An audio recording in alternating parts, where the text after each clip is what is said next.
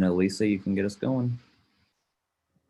All right, great. Thank you very much. Good evening and welcome to the October 26th meeting of the Ames Community School District Board of Directors.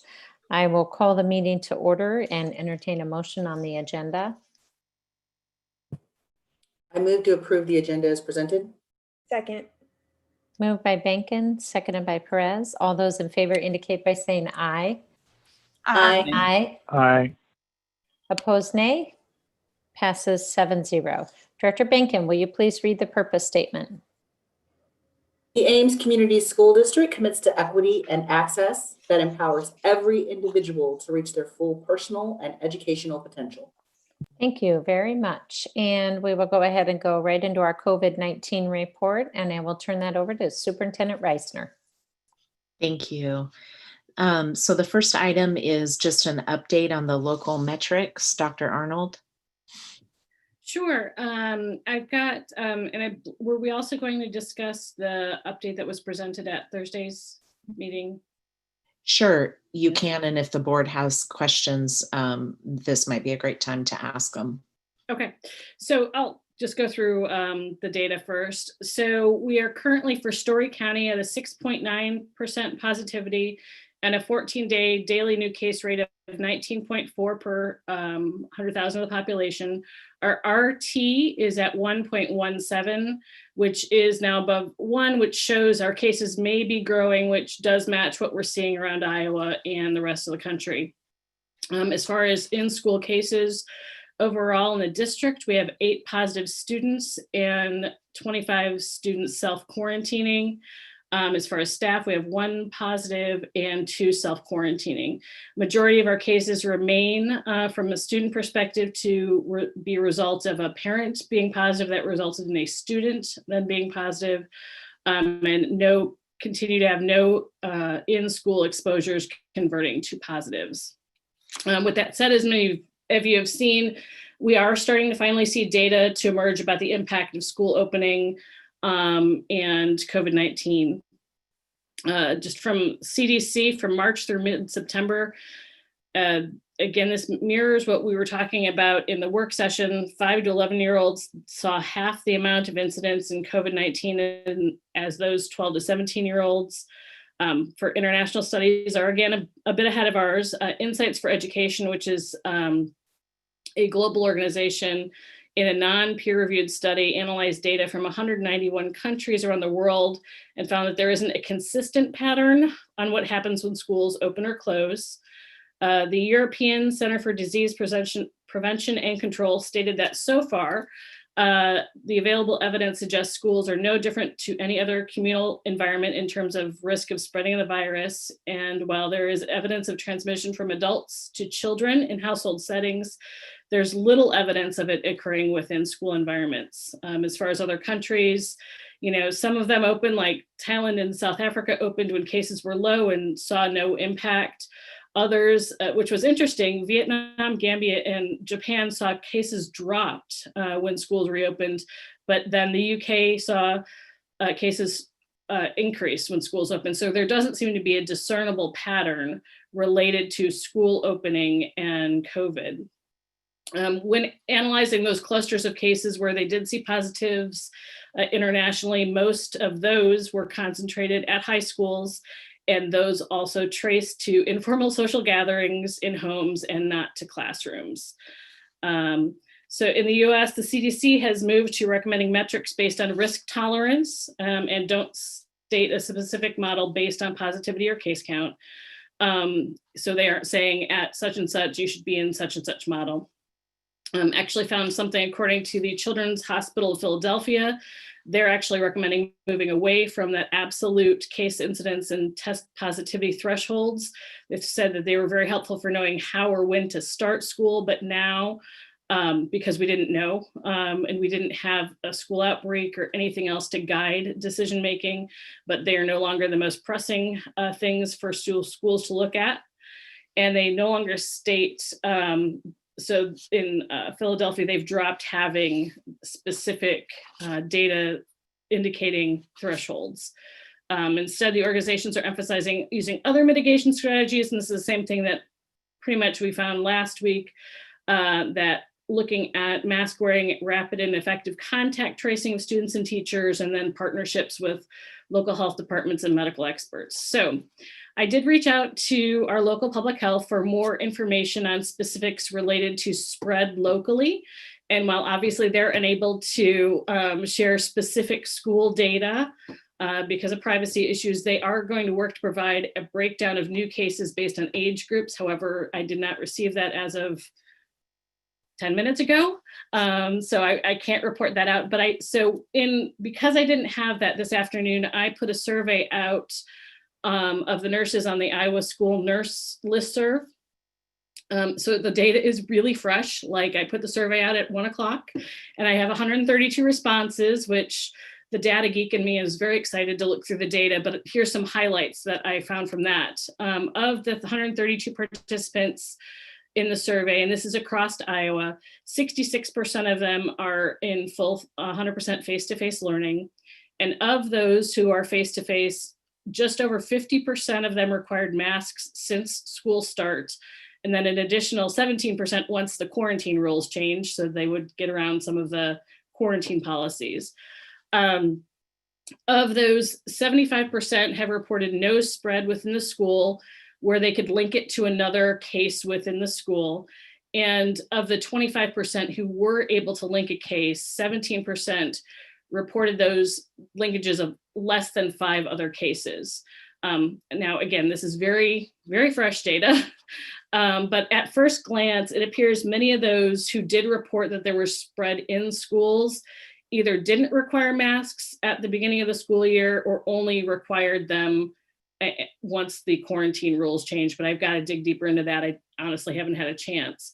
Dr. Arnold, yeah. Would you clarify the 66% that are in face-to-face? Yes. Was that K-12 or it didn't report that way? Just I do have it broken down. I don't of that was of the district reported face-to-face.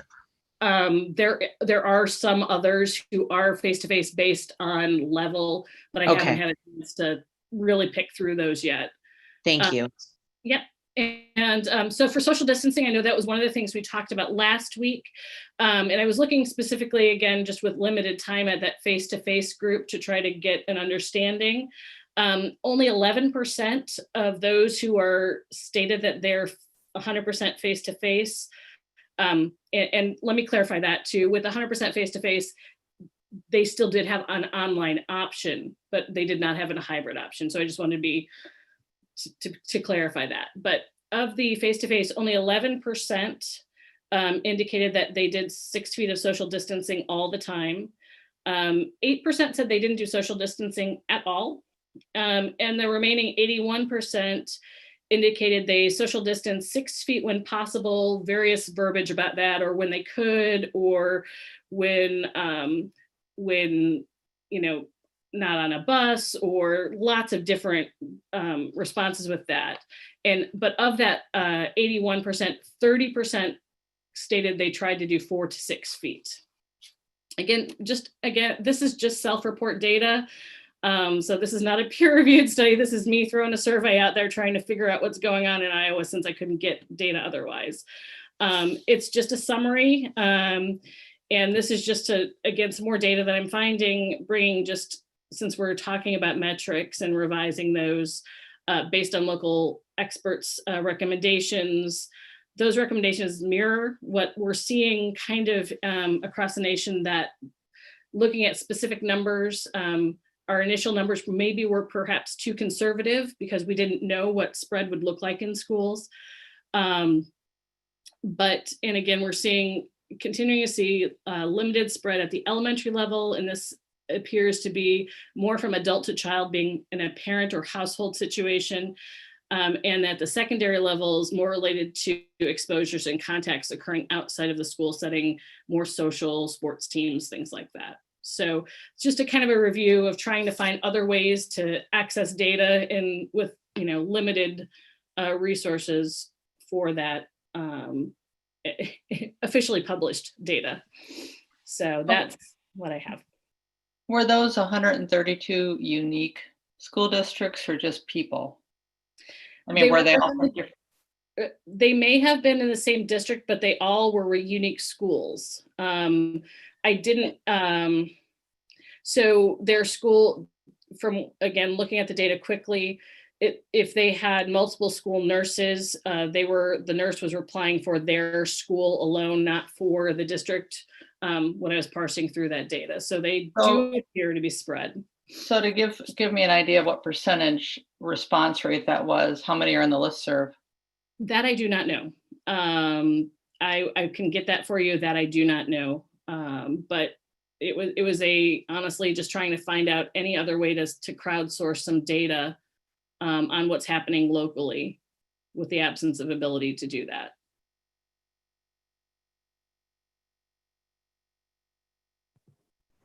Dr. Arnold, could you speak a little bit more about what risk tolerance and what that means? I'm not familiar with that concept.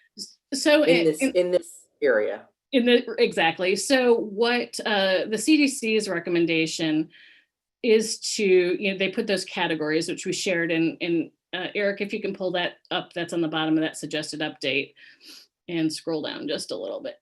There we go. So instead of doing here is a predictive less than 5% you should be in person, or 10% you should be in hybrid. The recommendation is a little less prescriptive than that, and it's looking at the range of risk and what, based on other factors other than numbers alone, is a comfortable area for risk, right? Some boards may feel moderate risk is good. Some boards might, say, well, we feel because we're able to do these 5 mitigation strategies really well, maybe we can go a little higher risk for the number of cases per 100,000 or the positivity, or, we aren't able to do any strategies, we can't social distance at all, maybe we want to look a little bit lower. So it's a little more fluid from that perspective. And just looking at, not saying this is what you should do, but here are the risk levels that they're saying.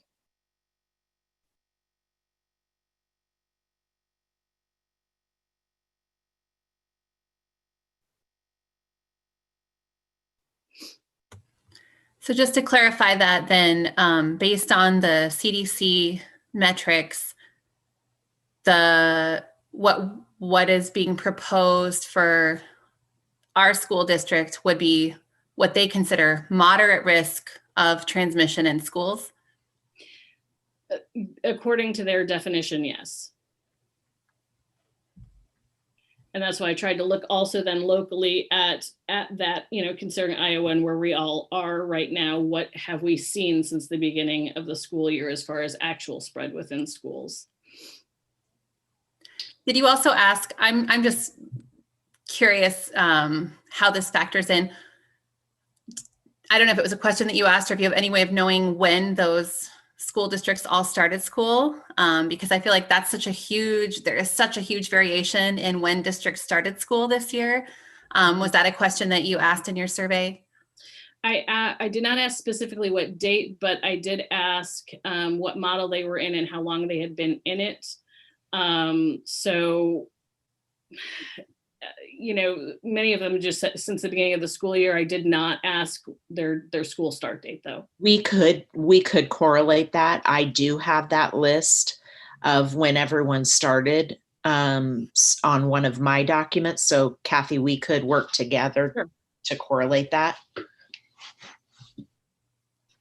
Or are you able to tell what district responded?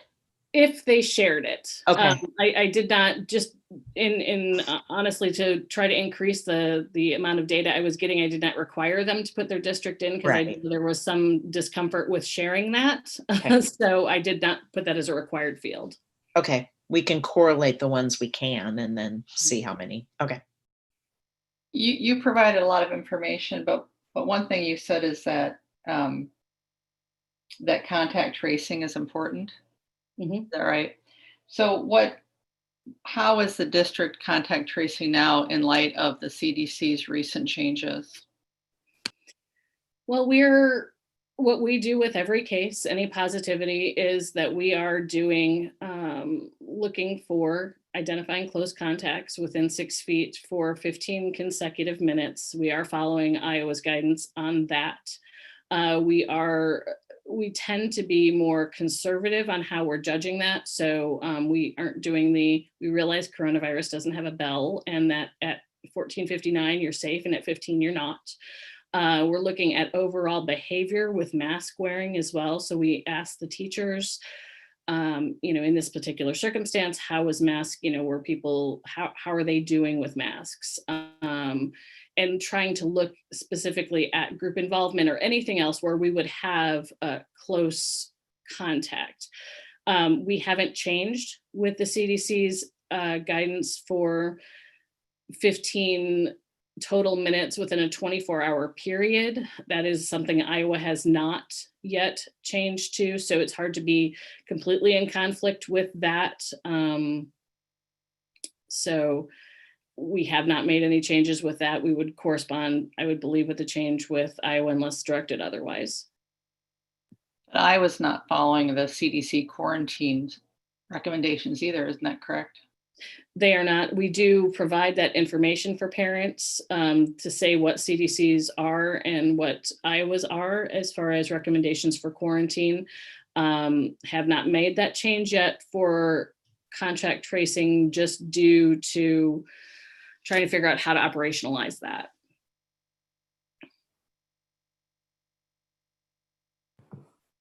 But we are contact tracing every case and trying to see where we can connect. I believe we've been able to connect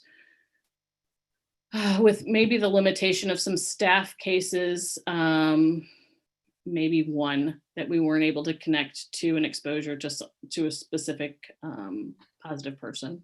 Is your contact tracing based primarily on self-reporting?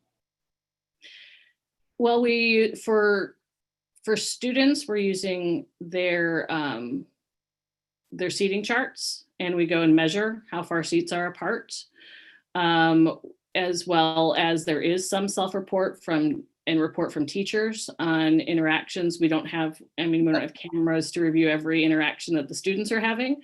I'm sorry, that's not what I meant. So I don't mean to interrupt you. I just didn't want you to answer something I wasn't asking. I apologize.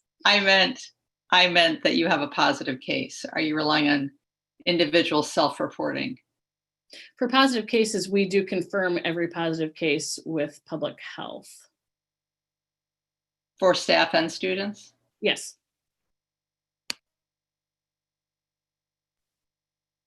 Dr. Arnold, I have some questions kind of related to what Director Lankitis was asking about the change. So if we are talking about kind of moving to a higher risk tolerance area, and maybe this is a question for Superintendent Reisner, could either of you speak to what relative increases in PPE the district is undertaking? And I guess specifically I'm interested in masks. What is the state of masks being available to teachers and staff in the buildings? The hand-free sanitizers we had been told about, what are people able to have the plexiglass partitions if they need them? Can you help me understand what's changing in that regard? So as far as masks, I can start with that. We do have, and we're continue to get masks from Homeland Security and the Department of Education. So we have masks available. We're not at a shortage for those. What does everybody get one? People have as many as they want? Are they, a room gets 30? How is that being handled? So for the students at the beginning of the year, they got, I want to say anywhere between 3 and 5. Their masks are able to be replaced. I check with the nurses on a weekly basis to see where we are. The nurses have been kind of my key point person on where are we doing? Do we need to order or get more masks? We have not at this point run out. We have disposable as well as cloth masks available. We do have some KN95s, which are adult sized, if those are requested for staff. Those are not necessarily the most comfortable to wear all day, but we do have those available. We did give face shields to staff. We have extras of those available. We have hand sanitizers. I have not heard that we've run in short on any of those. I basically have not had any flags where we're running short. The only concern that we have, and this is a global concern, is gloves. There is a global glove shortage. So we are looking at ways for people to make sure that they're not inappropriately using gloves. Just because that is, and that's not something limited to Ames. That is, again, a global glove shortage. As far as PPE, I know that for teachers, we have, if requested, I believe if there was an accommodation request, there have been some plexiglass shields based on request. And Superintendent Reisner, am I missing areas? Nope, that last one was the one I was thinking of. Yep. So I was trying to take notes, and I just want to be sure I'm understanding. So students receive 3 to 5 masks, and they're able to get replacements if they've lost them or forgot them or whatever. There are no, from your perspective, at least at K5, there aren't any shortages. You talked about teachers having access to K95 for staff, but I didn't hear about anything. Is that what they're getting? The teachers are getting the K95 masks? No, the KN95s are disposable masks that we do have it for teachers who needed those for any reasons, for accommodations or requests. They did receive cloth masks. And how many masks? And shields. Do you know how many masks the teachers received? I believe they received 1 mask, 1 shield. I'd have to double check that though. But I know 1 and 1 is for sure. They may have received more, but I'm pretty sure it was 1. Do we plan to provide, I'm already out. I don't know where my masks are turning into socks where they just disappear and I have to restock. Are we planning to provide our teachers with more than 1 mask if we're going to be having them be around more students? Yeah, I don't think that would be oh, go ahead. Sorry, Dr. Arnold. No, that's okay. We do have we do have more cloth masks available, so that those could be distributed to the teachers, and those are from the Department of Homeland Security and Department of Education. We've gotten a fair amount of masks in for them, so that would not be, we would be able to distribute additional masks. If teachers did want more masks, how would they go about getting them? They would just ask, they can either ask the school nurse or who's been, again, my point person at each school for that, just so I can keep kind of an idea on where we're at with those to make sure that we have enough. But the school nurse has been the gatekeeper. And then you did say that you didn't feel there was a shortage on hand sanitizers, but I was asking about the hand-free hand sanitizers. That was something that Jerry had talked about, and maybe I'm misunderstanding. I thought those were on back order. And you're correct. They were on back order. I think it was 4 months, and I'm looking across the screen real quick. There he is, Jerry. We haven't received those yet. We expect them pretty soon. We have provided bottle hand sanitizers for the classrooms, and I have plenty of inventory to distribute and refill as needed. But do you anticipate them before Christmas or after Christmas? Do you have any way to know? Your guess is as good as mine.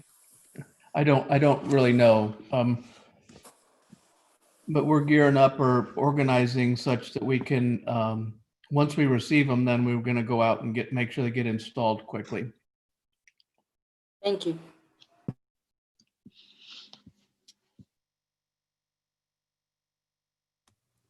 I have a couple of questions. I wanted to follow up on what Director Bankin asked about the face shields, just because I heard from a few elementary teachers since Thursday who were noting that they had not received face shields. And so I wondered, was that just certain, was it like secondary only that received face shields, or should it be every teacher?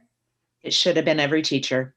Okay. It would be helpful. Could you possibly forward those to us? Sure. Yep. Thank you, because we can get them. I'm not sure why, but it was every teacher received a face shield and a mask. Okay. And for the plexiglass, you had mentioned accommodations, and that was a question that I had kind of overall as we're going into this. Is there the opportunity for teachers to request accommodations given the new circumstances? So given that when they initially were going into the school year, they were anticipating hybrid with the always 6 feet. Do they have the opportunity to request accommodations again now that those circumstances have changed? Absolutely. Teachers can always request any accommodations at any time. Thanks. Yeah.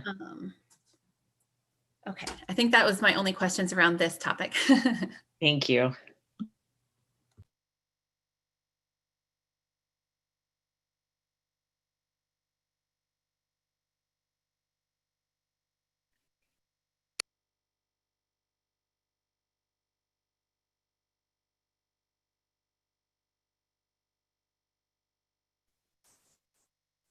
Any other questions for Dr. Arnold on those local metrics updates? Dr. Arnold, I just appreciated the, I know it's not peer reviewed, but I appreciated you utilizing the school nurse listserv. It is something to provide us with information on as we attempt to learn from others' experiences within our state. So thank you for thinking of that and pursuing that as something to inform us on.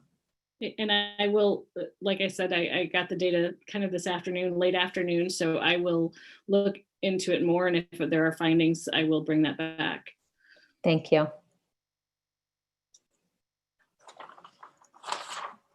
All right, the next item. Great, thank you. Learning model enrollment updates. This one is mine. I don't know if you can share the PDF. This is the structure that I have been sharing. One thing to maybe comment on is we are in the middle of a transition here. Our numbers change every day in a normal time frame, but we are transitioning into the hybrid for our secondary system and have extended that request form for hybrid or the 100% face-to-face for elementary. I think the most interesting part of this at this point in time would be that middle section there where we've moved 222 students in September. We moved to a remote campus. So far this month, we have moved 96 students. More have been at our secondary system, asking to come into that remote campus than at our elementary. Our elementary has actually stayed relatively stable this month in remote campus. And then looking at our 2 hybrid movement in September, we moved 143 students into the hybrid model. Again, that 129 for this time period is a little bit of a moving number because we've extended that deadline for our elementary students until November 1st. So as of yesterday, we had 129 families that were requesting that move back to hybrid. This is the opposite of our remote campus where we're seeing more of our elementary students asking to come back to on-site learning, when we're seeing a higher number of our secondary system asking to go to that remote learning model. So again, these numbers continue to change when we continue to look at them. So take that into consideration as you see them. If you've got any questions, I'd be happy to answer. And I do have some information I thought might be helpful tonight that Erin Meek put together, just a really initial, since our first board meeting or our work session last Monday, there's 54 requests to change to face-to-face learning at elementary. So this is just elementary numbers. Nope, I'm wrong. Sorry, this is total. So 54 requests to change to face-to-face learning and 15 requests to change to remote learning. And so roughly, I'm trying to do really quick math in my head.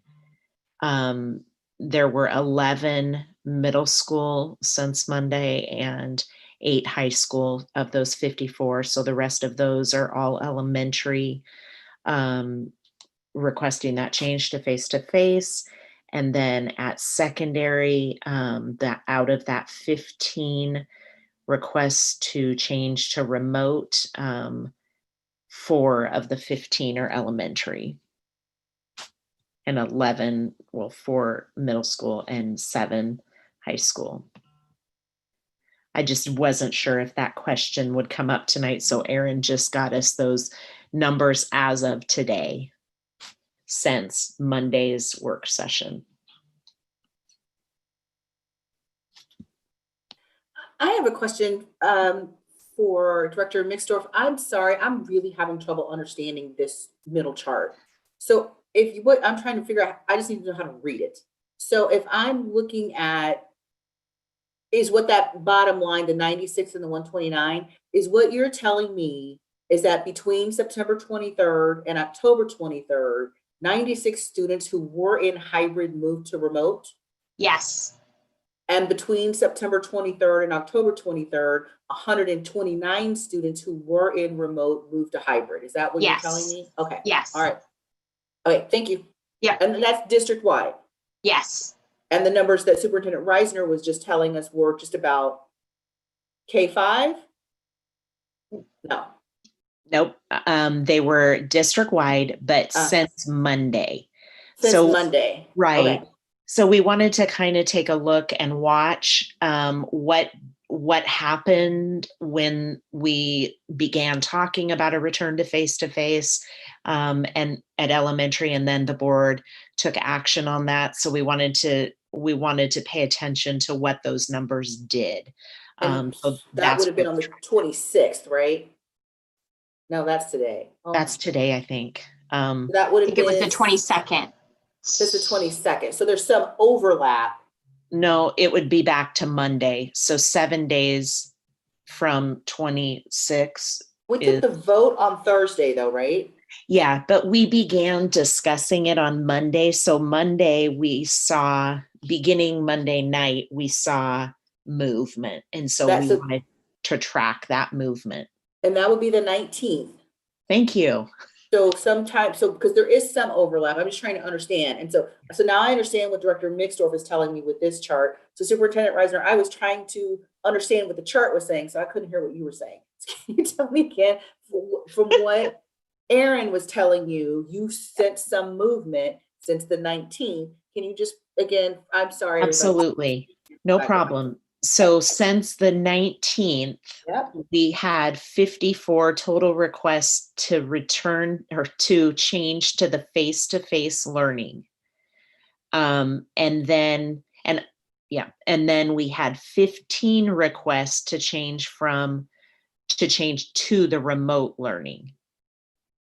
So the 15 requests to change to remote, of those 15, 4 were elementary and 11 were secondary that went from hybrid to remote. And do you have any numbers on the 54? Yes, I sure do. But I was trying to do math really quick in my head.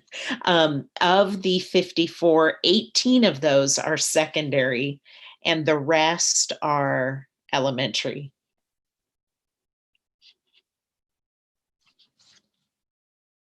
Okay, thank you.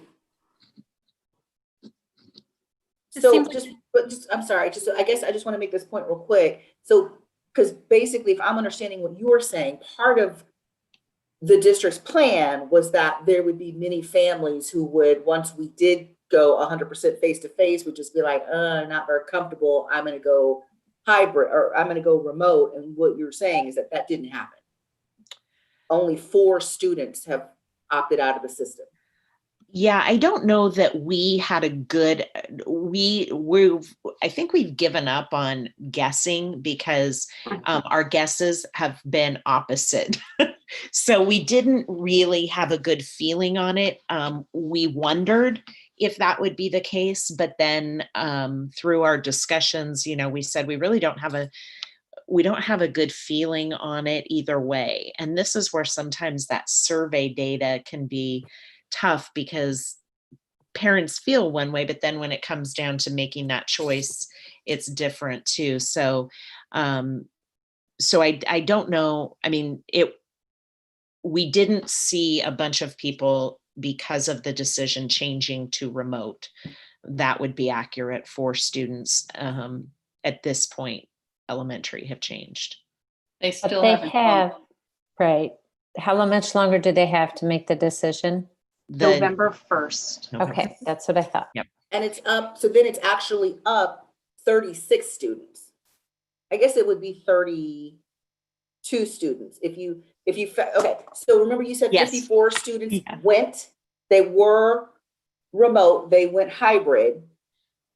You said 18 were secondary, that means 36 were elementary. If you get rid of kind of the 4 that went the other way, that means we're actually picking up 32 additional students in what's now going to be full-time face-to-face as of today. Elementary. Correct. Yeah, elementary. Okay. Yep. That would appear to confirm your assertion that there's a lot of frustration and a lot of elementary kids that are struggling with hybrid or remote, mostly Mhm. remote. So that kind of makes sense. One of the things that also will happen is that our buildings have been planning and just planning those building specific things. If you remember when we went into hybrid model, the buildings all had their individual building plans, because buildings are configured differently and have different quirks to them. So while some things are district wide, some things might be building specific. So those building specific plans, the principals are working on those right now, and those should be out on Thursday. Meaning out to families or out to, okay, so Yep. families can expect the adjusted building plans for full face-to-face from the elementaries on Thursday. Okay, thank you. And the plan will look a little bit different, just in terms of it'll be kind of pared down to, here are the specific strategies that are going on within the building.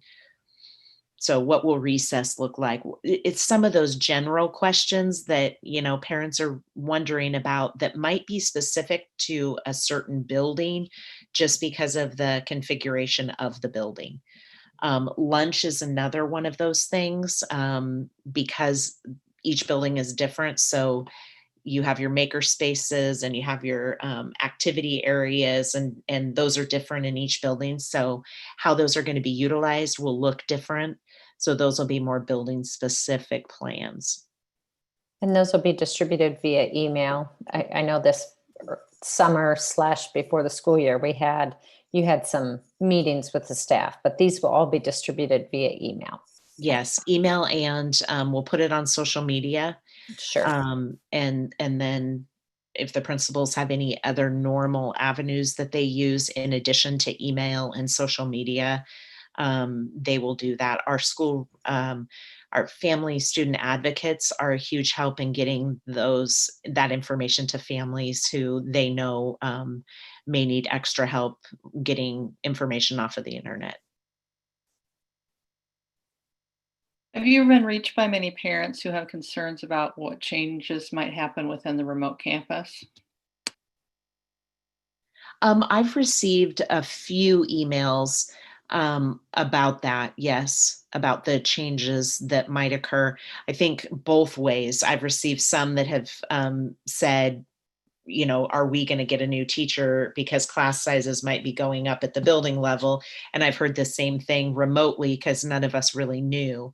So remote, we did hear a few concerned parents about what might happen to those remote students who had built a relationship with their remote teacher, and they didn't want to get another new teacher. Those have primarily been the emails that I've received. The board was probably copied on those. I haven't, if you've received some that I think I've received maybe 2. So I haven't received any additional ones that I'm aware of in terms of the remote campus.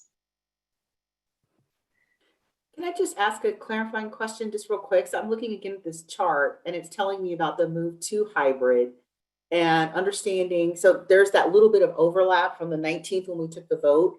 But I'm looking at the 2 hybrid number, which is 129. And then if I take the number Superintendent Reisner gave me of 54 people, that gives us 183 students. But technically, it's not hybrid anymore, right? It's actually should be face-to-face or whatever it is, right? Is that right? It depends. Our secondary would remain in hybrid, but our elementary would be face-to-face, but I can certainly. Well, and it would be K2. K2. Yeah. Yeah. I think that's what's throwing me off. I think that's probably why I'm having trouble understanding it, because these district-wide numbers are now not reflective of what we're actually doing because there's so much variety. And so that's just some feedback. Sure. We can break that down differently now. Thank you. In terms of the movement, this is the last opportunity for families to move to in-person this semester. Isn't that right? Correct. Okay, but they can still make the choice at any time to switch to remote. Correct. Okay, just wanted to clarify that. And then just picking up on what Director Linkaitis asked, you mentioned you had received a couple of the emails. And I know that it's impossible to know, but I think there's a lot of anxiety around the remote families right now, many of whom have chosen remote because of a high risk medical condition for themselves, or in many cases, even for a child. Some of them chose it for the consistency so that their kids wouldn't be moving in and out of models all year long. Are you able to speak at all to the likelihood that that those students would have a change of teacher? Is it more likely at some grades? Do we have any sense of that at all right now? Great question. I'm going to ask Director McStore to answer that, because she is really intimately involved with that process. So she would be able to speak to that better. I think that's a great question. One I've been watching closely with the team that is invested in this work as well. I'm cautious to say no. The way the numbers are coming in right now, I think the movement and transition in terms of students with teachers will be minimal. We do have another week of opportunity for families to make decisions. And as Superintendent Reisner said, we've kind of stopped predicting, because as soon as we think this is how it's going to go, something shifts. But I will say, as of right now, I'm not seeing a lot of disruption to students and their current teacher. There is some possibility on the hybrids or on the face-to-face side as we look for our social distancing parameters and what we're trying to do, that we may have students that are moving from remote campus back to hybrid, that we may have to look at not putting them at their home building. But again, those numbers right now are really small. But I say that with the caveat of we have another week of families still grappling with this decision on what they think is best for their families. And so depending on where those numbers go, will shape the direction and the answer of how that lands. Great question though. And one we work really hard, to stabilize things for everybody as much as we can, students and staff.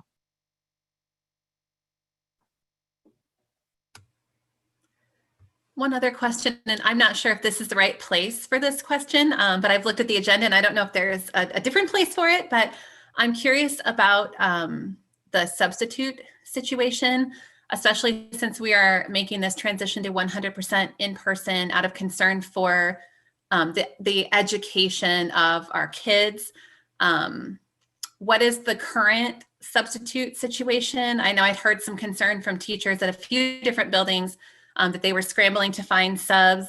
Are we already feeling that shortage? And what's the plan to ensure that that education continues, even if we have subs in the classroom, especially given the lowered requirements for substitutes at the state level this year?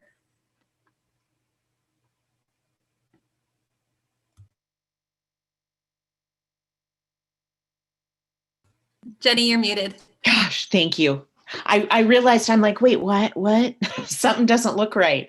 I think that's something as a state that we continue to talk about and be concerned with. We're, as you know, as a board, we're short subs every year, and this year is no different. And so that is a concern, and we have a document in place that kind of guides our decision making on that.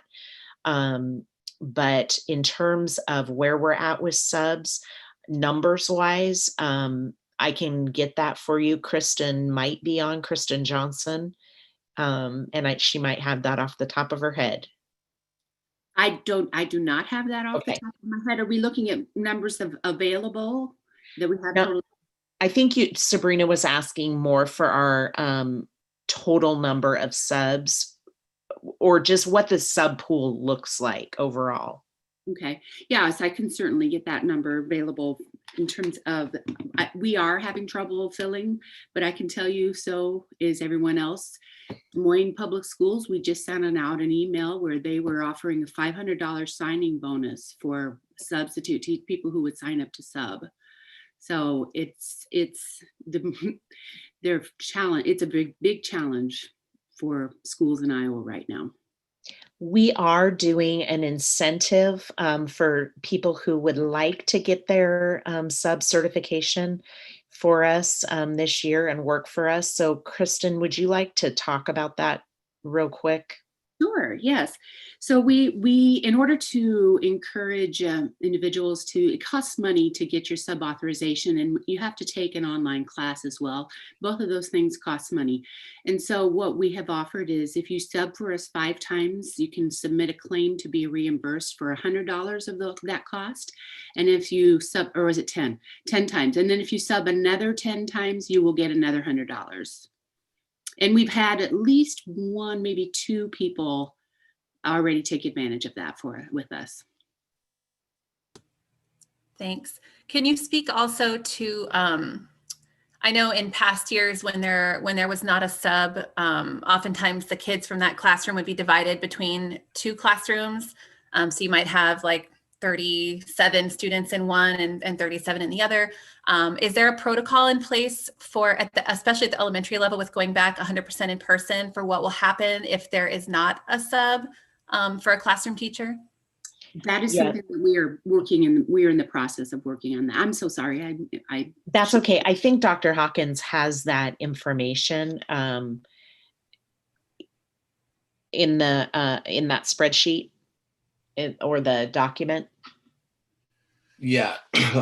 So there's a variety of scenarios that we've worked through as far as what to do if we can't find the sub, right? So in the scenario in which a teacher is not able to be there, but they are able to work, right? Like they're quarantining maybe.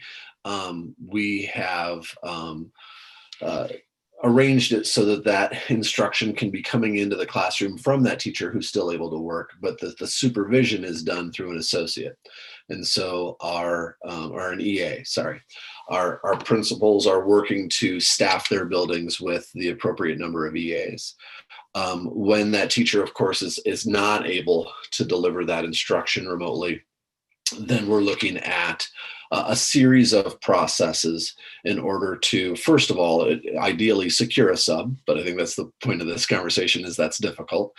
Second, find a sequenced and balanced way to provide internal coverage. I could tell you I've spoken with several principals who I know are themselves being utilized in classrooms right now, as well as other staff. And then ultimately some strategies sometimes of combining classrooms in a large enough space that allows for social distancing, and then using this is maybe to our benefit, using the Google Classroom work that's been already set up virtually for students to still be able to engage in a day of instruction, even though that they're maybe more supervised in a study hall setting. Does that answer your question? Yeah, that helps. So, so you're saying that a possibility would be that if a teacher is in quarantine, they would teach virtually, but the students in the classroom would have an EA sit in the classroom physically with them. Yes. And Yep. are we fully staffed on EAs this year? We are not fully staffed on EAs at this point. Okay. We're working. We're trying.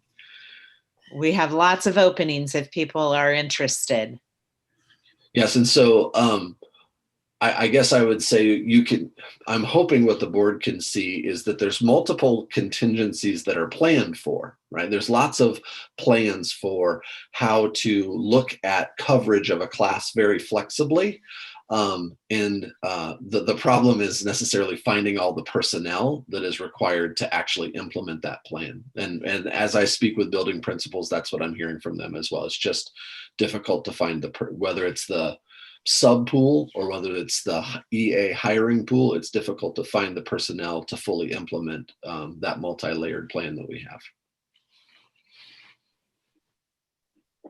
So and I'm sorry to keep asking this, but given the difficulty and the very real possibility that that situation might present itself sometime in the near future, what is like the emergency plan? When it used to be divide the students, what is the like last resort plan to deal with that when we're trying to also do social distancing?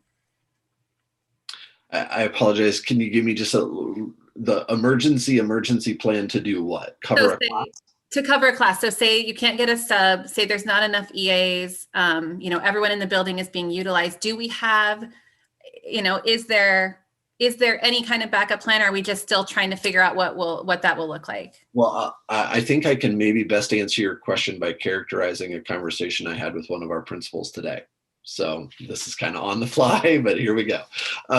So I was talking with one of our principals today who said, okay, I'm trying to work with me on how many classrooms cannot be covered before the building can't handle it any longer, right? That was really the topic of our conversation. And we were kind of negotiating through or talking through, problem solving through, like how many students can be in these large general spaces if we needed to combine like maybe 2 classrooms, 3 classrooms, 4 classrooms, how many could be in a space where we can ensure 6-foot social distancing and proper cleaning and sanitizing in between groups of kids coming before we were out of the space to be able to use those mitigation factors. And in this building's case, that was several classrooms. And so then we problem solved, well, what happens if there's more teachers gone than what I have availability to sustain in those larger environments? And we talked about, okay, that's when I need you to let me know right away. And I'll see if I can get coordinators over there, if I can come over there, because I really don't want to call off school because we happen to be at 5 classrooms gone, but we can only handle 4. So there are some contingency plans for how we can pull other bodies into that scenario in order to make sure we're not calling off school due to lack of personnel. Thank you. That was really helpful. I really appreciate that answer, Dr. Hawkins. And I'm just going to ask one more question at the secondary level about the sub shortage, because I know teachers have mentioned being pulled from, and this is not a new thing this year, but they might get pulled from a planning period to sub for another class. And I'm especially concerned about that at the secondary level this year, given that a lot of those teachers are serving both in-person and remote students. So is that happening, or is there kind of a plan for dealing with that? That is one of the multiple layers of contingencies. So I wouldn't want to mislead the board in any way and say that that would never happen. It might, but we've asked principals to do is to create a schedule for how that happens so that we're not routinely pulling the same person. If we're finding that we need to pull from the same hours or the same department, principals know they can work with me to problem solve other strategies. But so yes, it is part of that layered approach to solving the problem, but it's one that hopefully we can not rely on unilaterally. And if we do have to rely on it, we can rotate who's responsible to do that so that we're not overburdening any particular staff member. Thank you. You're welcome.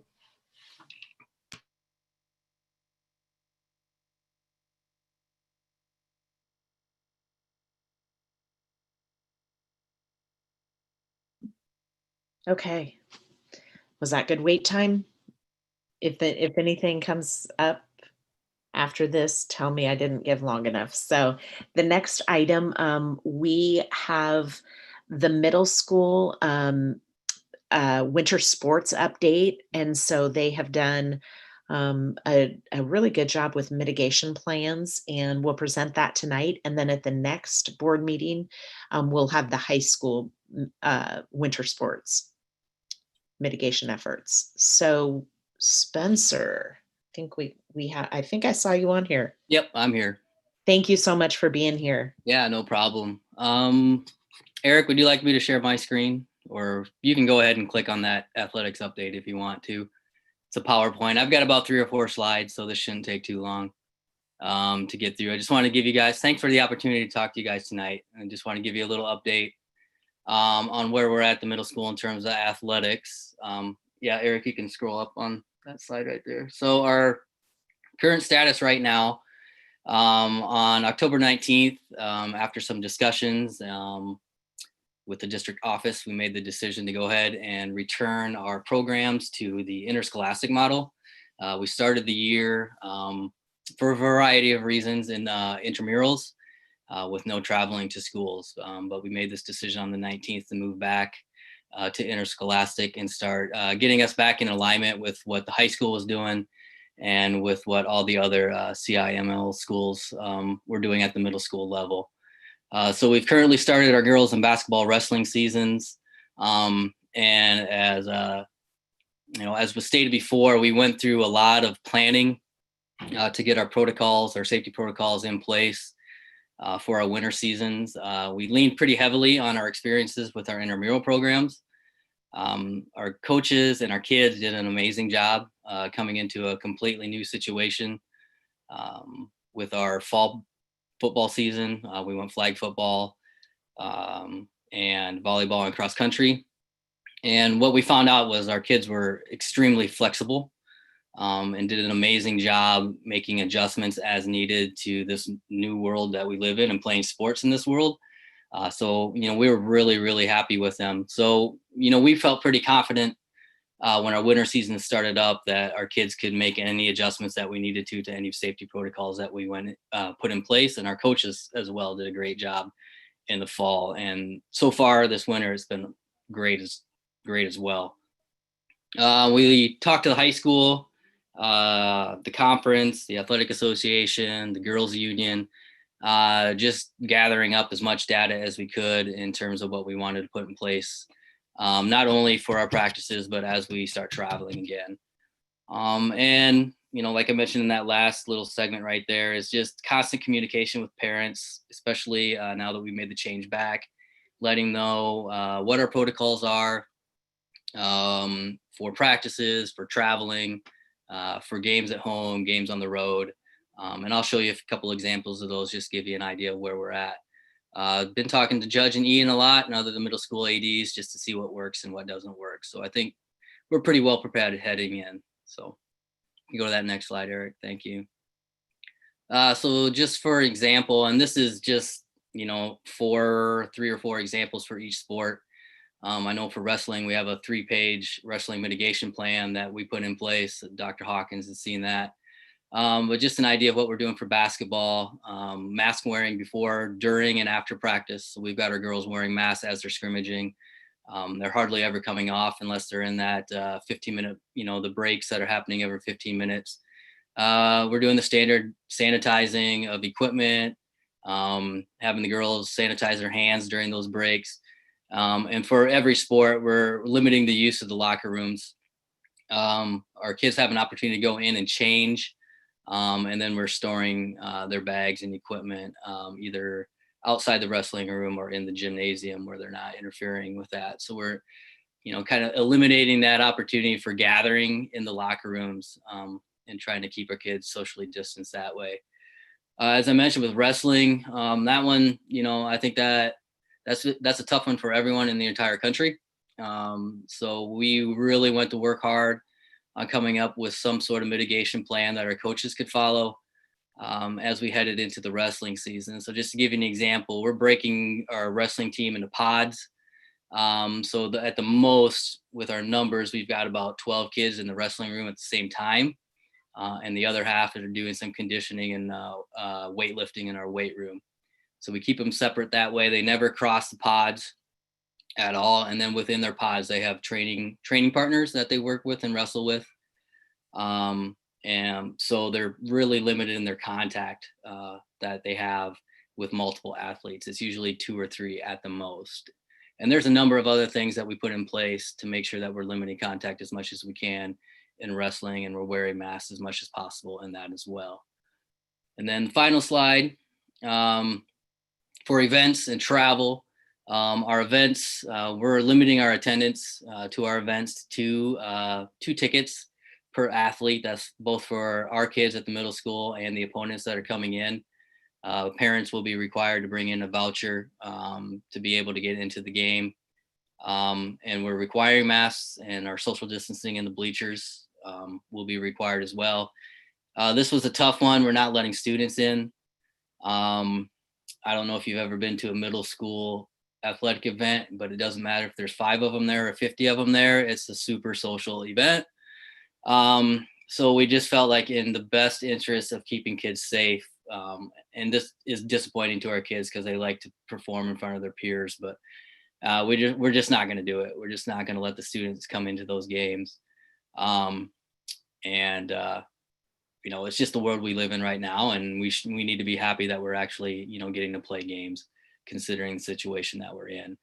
And no concessions at all. And then our travel protocols will be lining up with Durham with our guidelines on the buses for the masks, the social distancing. Our squad numbers are okay right now with the sports that we're in, basketball and wrestling, that I think we're going to be able to go 1 a seat as we travel. But we are really pushing that out there to parents that if you have the ability to do this, it's okay that you take your athlete to the games and from the games, so we can limit the amount of passengers that we have on the bus. And then we are letting parents and athletes make decisions. If they don't feel comfortable with the travel, they can opt out of the travel. They can remain on the team. They can play in the home games if they want to do that without any repercussions for making that decision, because we want kids to feel comfortable with the situation that they're in, and parents to feel safe as well. So that's where we're at. The lists are a little bit longer, but that's a general overview of where we're at for our winter seasons with our middle school athletics. I can answer any questions if any popped up.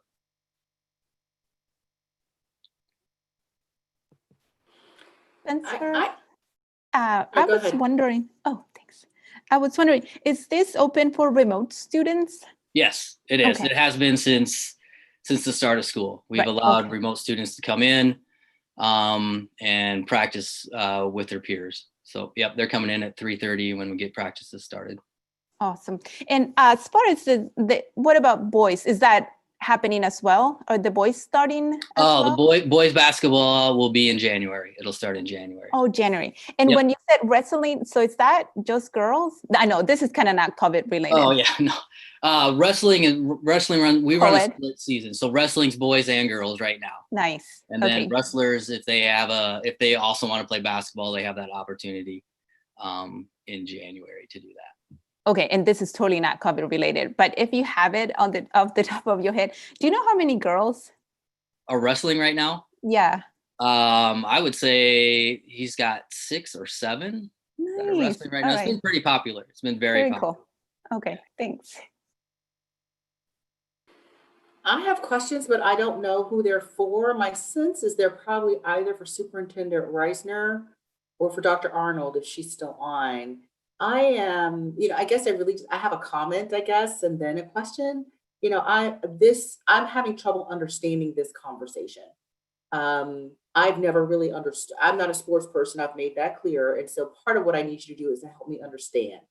I need you to help me understand how this fits into this kind of new conversation about what our risk tolerance is going to be as a district and how this makes sense given that conversation we just had about staffing when we know, we were already down a coach, everybody got the announcement today. I'm not sure if that person's exposure was sports related or not. I don't know why else they told me that person was a coach, but I guess I have these questions for the high school as well. It's like, why are we taking these kinds of risks when we already have kids, sitting in a lunchroom unsupervised because we don't have enough competent adults to supervise them, right?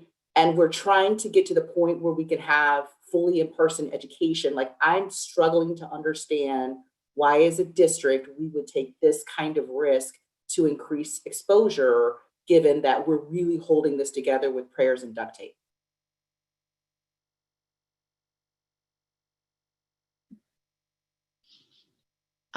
Dr. Arnold, do you want to speak to any of the discussions you've had with athletics around the mitigation and I guess risk tolerance, for lack of a better way to say that? Sure. I know that at least I'm more familiar with the high school level with those discussions, but I know that the boys and the girls unions with that have very specific guidelines that are coming from the state on what is the safest thing possible, with still allowing these type of activities, with allowing sports, and how do you set sports up to be safe. From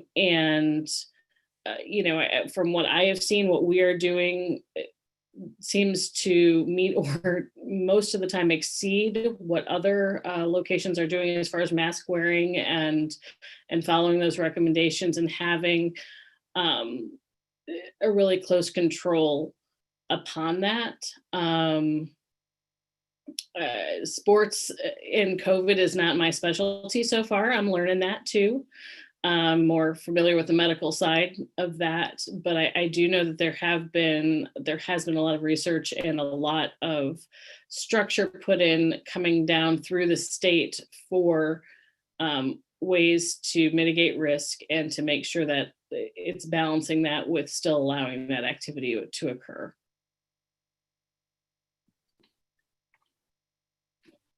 Did you have anything else, Monique?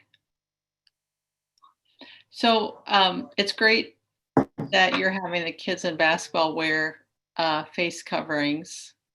Do other schools do the same during games? Right now, we made the decision to have our girls wear masks in practices. Some schools I know the girls are only wearing them during stretching and warm-ups, maybe during drills, but not during full scrimmaging. We made the decision to go ahead and have our girls wear them while they were scrimmaging. My preference is that we're gonna have our girls wear them during games. I would like to see that happen, but I can't guarantee that other schools are going to be doing that. That's not if that's their policy or not, but it will be ours.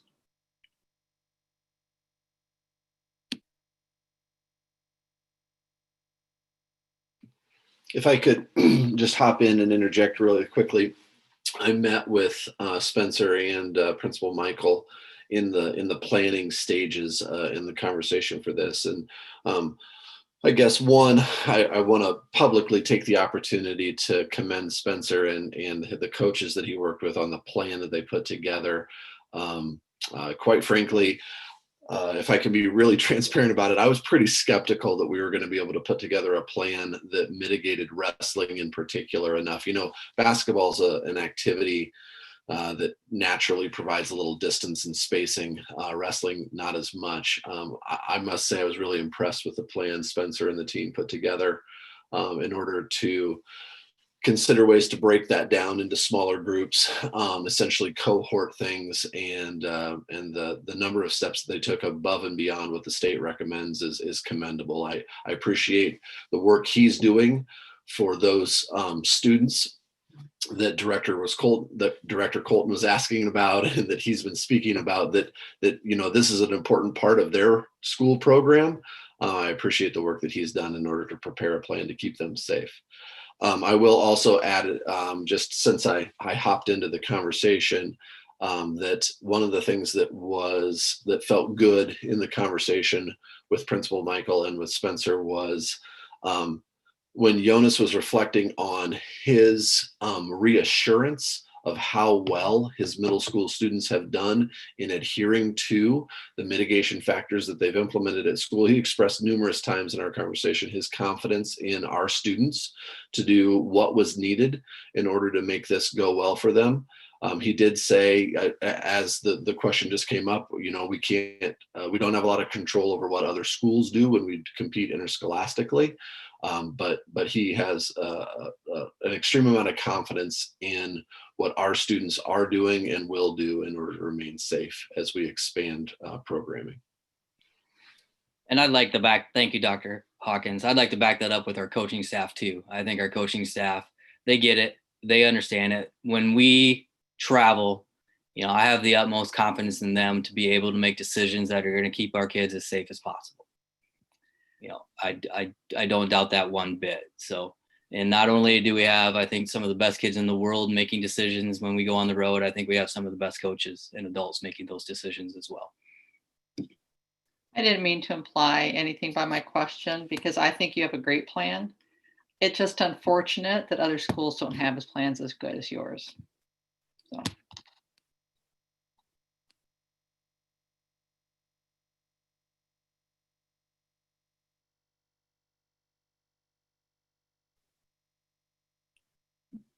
I don't have a question. I just was going to thank you, Spencer, for the work that you've done, because this has, I know both you, Ian, and Judge have really had to rethink athletics and how it's done. After talking to a couple of the athletes that got to wear masks during practice, it is not easy. And so I reminded those athletes that even college teams in our own community are wearing masks when they play. And so I think that shows their commitment to how much they want to have the opportunity to be active and make that commitment, because it's not easy. So, but I just appreciate your efforts and our coaches' efforts to provide our kids these opportunities. Thank you.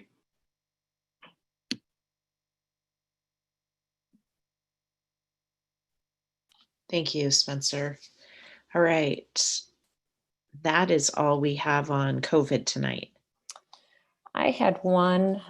This is a COVID related, and I'm certainly not looking for a discussion on this, but I just wanted to bring it to the attention of the board of kind of where I'm thinking, and if we could have some conversations in the upcoming meeting.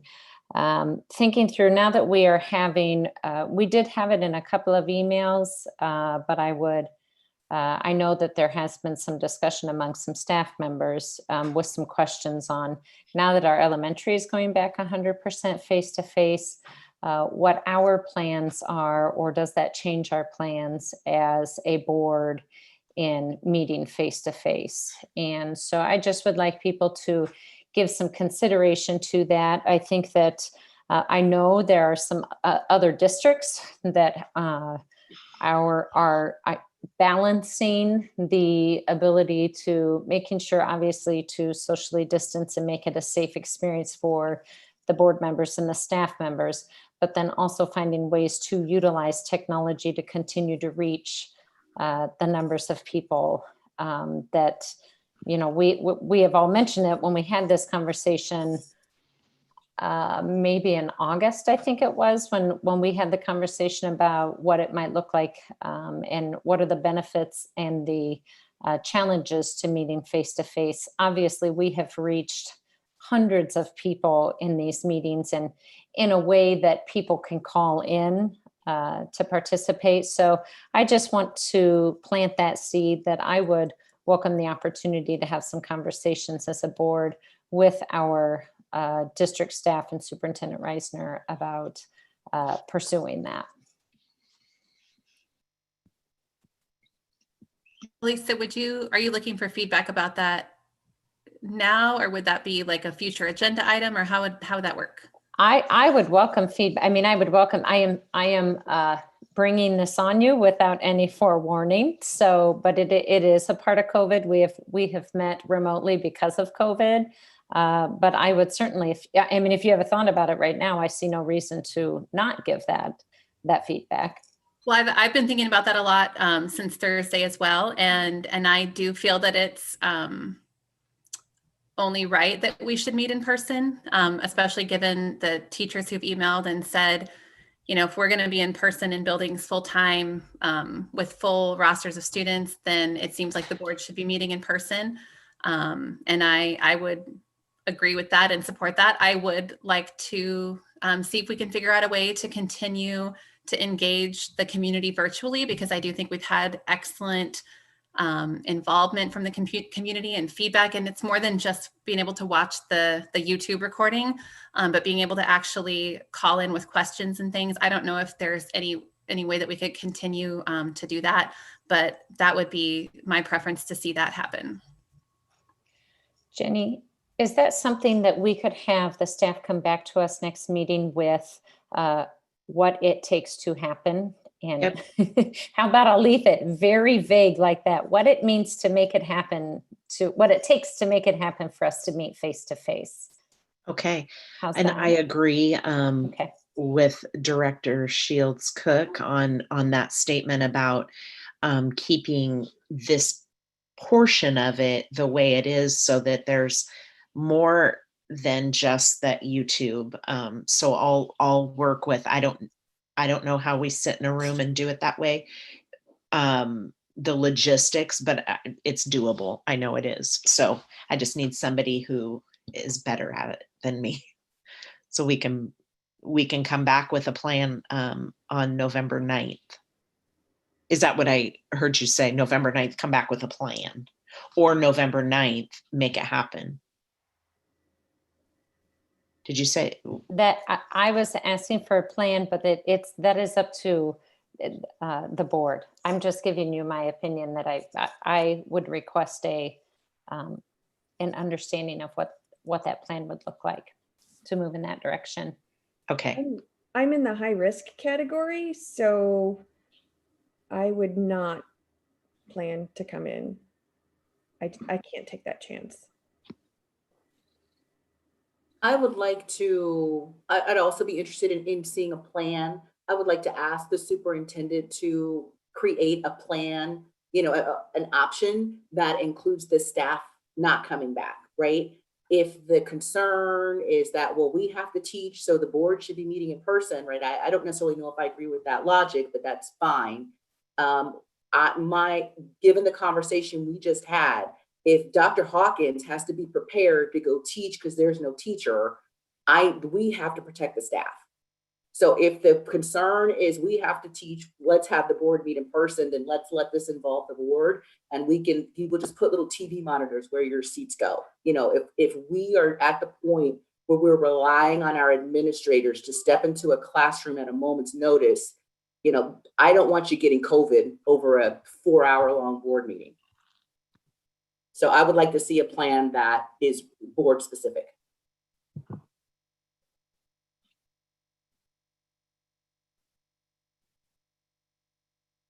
A plan for board meetings that are where the staff continues to attend virtually. Gotcha. Okay.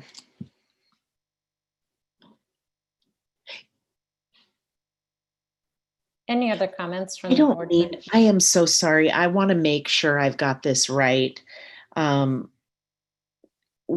So the board would attend and the staff wouldn't, or the board wouldn't and the staff wouldn't? You want to, I'm going to make No, a so point. you are going to come up, you're going to come back to us with a plan about what meeting in person looks like. And I'm asking you to, as one of the options that you create a plan in which the staff does not attend in person.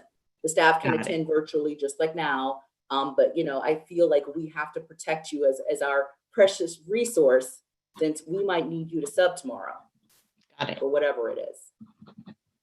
So I would make that one of the options of that for the board Sure. to consider. I got it now. Thank you very much for the clarification.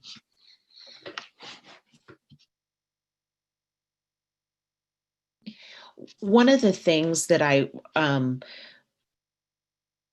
want just to, you know what? Never mind. I think, never mind. I think I've got it. I think I've got I've captured what I think you need.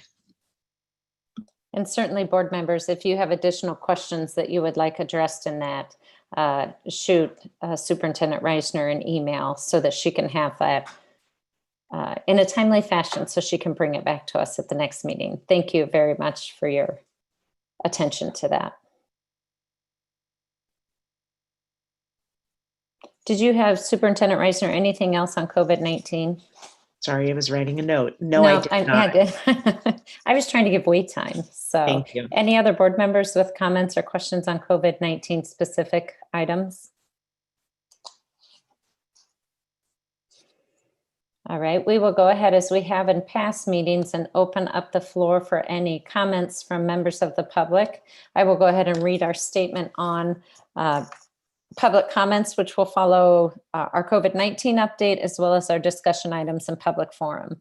Residents of the district, students attending the district, parents or guardians of students attending the district, and district staff members may address the board about any topic relevant to the district, whether on the current agenda or not. Those who wish to speak must sign up at the beginning of the meeting. Speaker participation is limited to 3 minutes once per item. The views and opinions of citizens addressing the board do not necessarily reflect those of the board, district administration, or staff. Speakers are to remember that Iowa law prohibits the board from discussing specific employees, students, or their performance. Student speakers will state their name and school. Others will state their name and address. And as a reminder, if you'll go ahead and just raise your hand, members of the public, these are comments on our COVID-19 update. Eric will give you permission to speak. And I see a hand raised, Leanne, RJ, and you can go ahead and speak. Hello, my name is Leanne Robert Johnson, and I live at 1415 Duff Avenue. I'm speaking on behalf of the Anti-Racist Collaborative, ARC of Ames. ARC of Ames is a group of anti-racist educators in the Ames community. We are individually and collectively committed to dismantling racist and inequitable educational systems and structures. We vow to seek out, speak out, and act out against inequitable policy and practice in the Ames educational community. We commit to continuously deepen our understanding of anti-racism through centering the work and voices of Black and Brown educators and activists. And we promise to support, check, and challenge each other as we engage in this work. We are here tonight in response to last week's work session and special board meeting, where the board voted to gradually bring back pre-K to 5th grade students to 100% face-to-face instruction. During Monday's work session, the past 3 years' fast results for the district were revealed, and ARC of Ames stands with ASAT and the NAACP in calling these results an educational emergency and a wake-up call for the district. Our questions after seeing the FAST data are: 1, what is the immediate plan to ensure that BIPOC, English language learners, and homeless students are provided specialized and targeted support, which will result in significant increase in students who are at or above the 80% benchmark for spring FAST tests, regardless of the learning model, There needs to be a specific plan and resources allocated for this educational emergency. 2, what actions and alterations to the current teaching structure will occur this week to make immediate changes and provide immediate support for the populations who continue to be failed by the Ames Community School District? The data provided reveals this is a systemic problem that needs immediate uprooting, pandemic or not. The first priority of the Ames Community School District is educational equity and improvement, and we expect that priority to be clearly centered during decision-making. Thank you. Thank you for sharing tonight. Angela Shaw.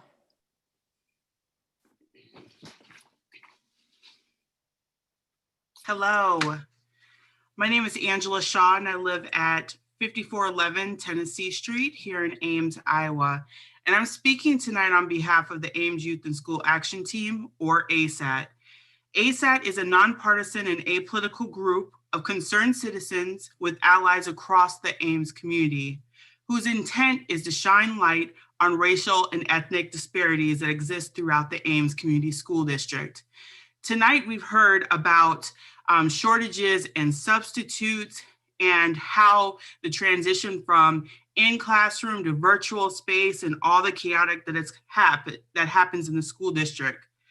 But every meeting, the Ames School District reads a priority statement. And it also accompanies one of the top priorities, which is educational equity and improvement. Every year, national polls show that Ames School District is #1 or in the top 3 within Iowa. But last Monday, the FAST scores revealed that for the past 3 years, that this is not the true reality. Focus was placed during that meeting on the fall 2020 scores, which showed significant academic disparities amongst several groups. But when you look at the 3-year data from the FAST scores, you realize that this is a systemic problem of academic disparities. The Ames School District is in an educational emergency. I repeat, an educational emergency. And we understand we're in the middle of a pandemic. But as we move in and out of virtual spaces, in-person spaces, regardless if we're hybrid, virtual, or in-person, we need to have specific resources and a plan in place for this educational emergency. So we asked the board, as well as the district, what is the immediate plan to ensure that students are the center of all the plans, that we see a decrease in the students that are below the 80% benchmark. We asked for immediate attention on what resources can be allocated to both teachers as well as support systems. Since this is a systemic problem, the current resources are not working. Ames children's lives and their futures are at stake. ASAT will be present, and we encourage the Ames community to be present at the Teaching and Learning Committee meeting on October 28th at 4 p.m. We hope to see you address this educational emergency as a priority. For your #1 priority is educational equity and improvement. Show us that this is the #1 priority in your actions to make sure that all students are able to thrive within the Ames school system. Thank you. Thank you, Angela.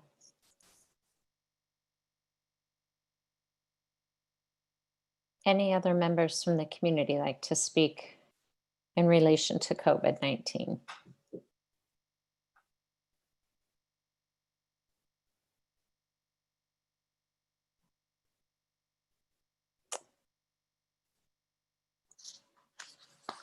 Seeing none, we will go ahead and move on to our discussion items. The first one is our policies for discussion. I will give a quick update on our policies for discussion. And I'm actually going to tie a little bit into the board committee updates, because the policy committee met on the 15th of October and discussed sort of a new procedure for managing how policies are brought to the committee and to the board. There had been some confusion about when we have a an ACSD policy and an IASB policy, and there's markups, and trying to figure out which policy is it that we're looking at, what are the changes that have been made. And so it was determined, the staff, Superintendent Reisner suggested that moving forward, the staff will take a look at any policies, and then they will bring just the revised copy to the board and explain any changes that have occurred. And so in light of that, Kristen Johnson, I did not touch base with you ahead of time, but if you wouldn't mind, given that we're talking about just having the staff talk through the changes, can you please talk through what the revisions are for the 3 policies for discussion tonight? I can, yes, certainly talk about 2 of them. The first one is, the first 2 actually are related. They're quite similar. They relate to leaves and absences for administrative staff. That's the 303.4. And for support staff, that's the 400 series number. And the changes are, well, we kind of talked about the 400 one last meeting. We had the same kind of issues in our administrative leave policy. So there was a section on adoption leave that actually is superseded by the Family and Medical Leave Act. And so we removed that and changed that. We provided for a prorating of leave if someone is hired in the middle of the year, so that they wouldn't have that, just to make it clear that if they start in the middle of the year, they don't have the whole year's worth of emergency leave or personal leave or sick leave. And then one other change that we made is to the requirement of medical certification for absences. It used to be that we would ask for medical certification after they've been absent for 8 days. But that does not coincide, or that doesn't work with the Family and Medical Leave Act, which requires us as an employer to at least inquire about whether or not it's an FMLA covered absence after only 3 days. And so I'm recommending that we change that to 3 days in both of those policies, so that we can make sure we're in compliance with federal law. Thank you. And then I guess it would be Chris Stenslin on 704.2 debt management.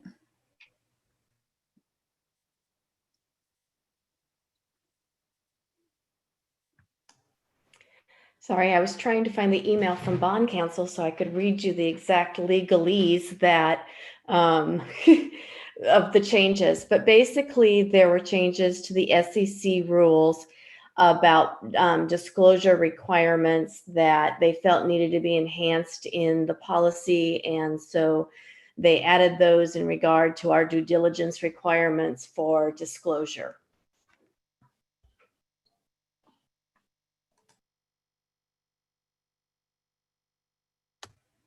So does anyone on the board have questions on the policies for discussion?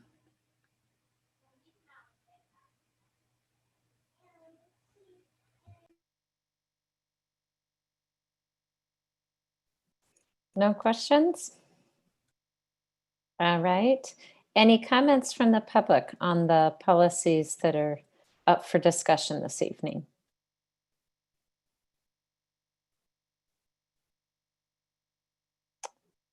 Seeing none, we will go ahead and move on to the board committee update. And Sabrina obviously gave an update on the policy committee, so I don't think that we need an additional update on that one. Any other committees would like to provide an update? I'd like to provide a quick update for the equity committee. And so we met on the 21st. It says, I swear it was just like yesterday, but it says the 21st. And I'm working on the minutes. And so I just want to point out, or to make a special request, I know everybody reads the minutes before we sit down, but I want you to give yourself a little bit of extra time to read the equity committee minutes.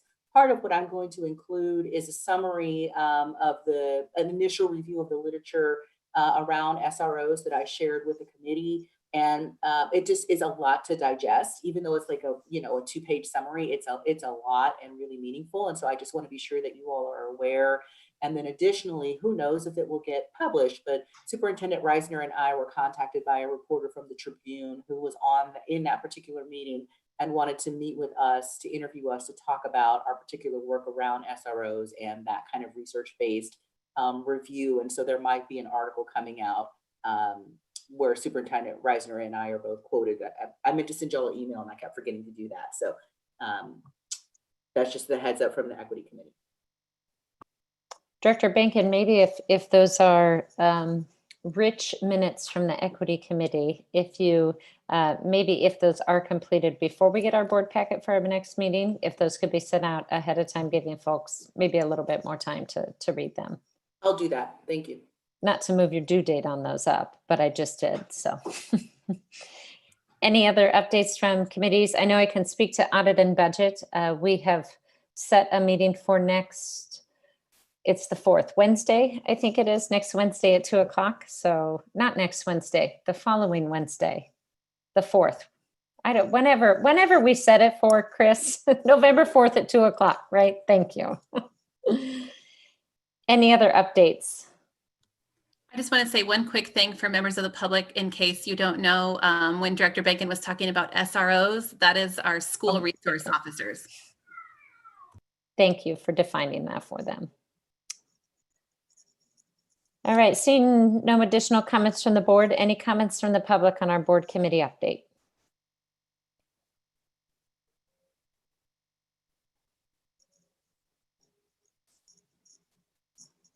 Seeing no hands in the being raised, we will go ahead and open the public forum.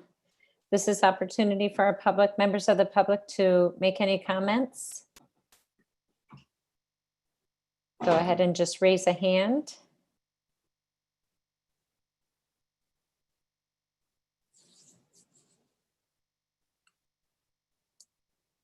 Seeing no hands being raised, we will go ahead and move on to the consent agenda, and I'll entertain a motion. I move the board approve the consent agenda as presented. Second. Moved by Perez, seconded by Benkin. Superintendent Reisner.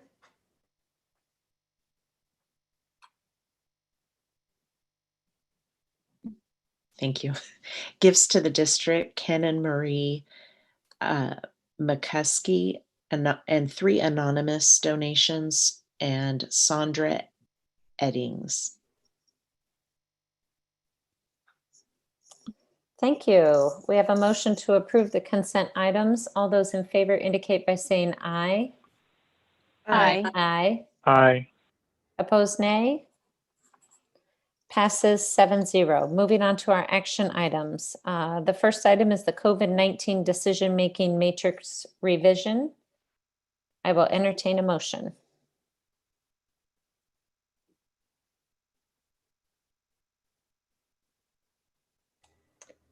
I move the board approve the recommended update to the ACSD COVID-19 decision-making matrix as presented. Second. Moved by Perez, seconded by Benkin. Discussion.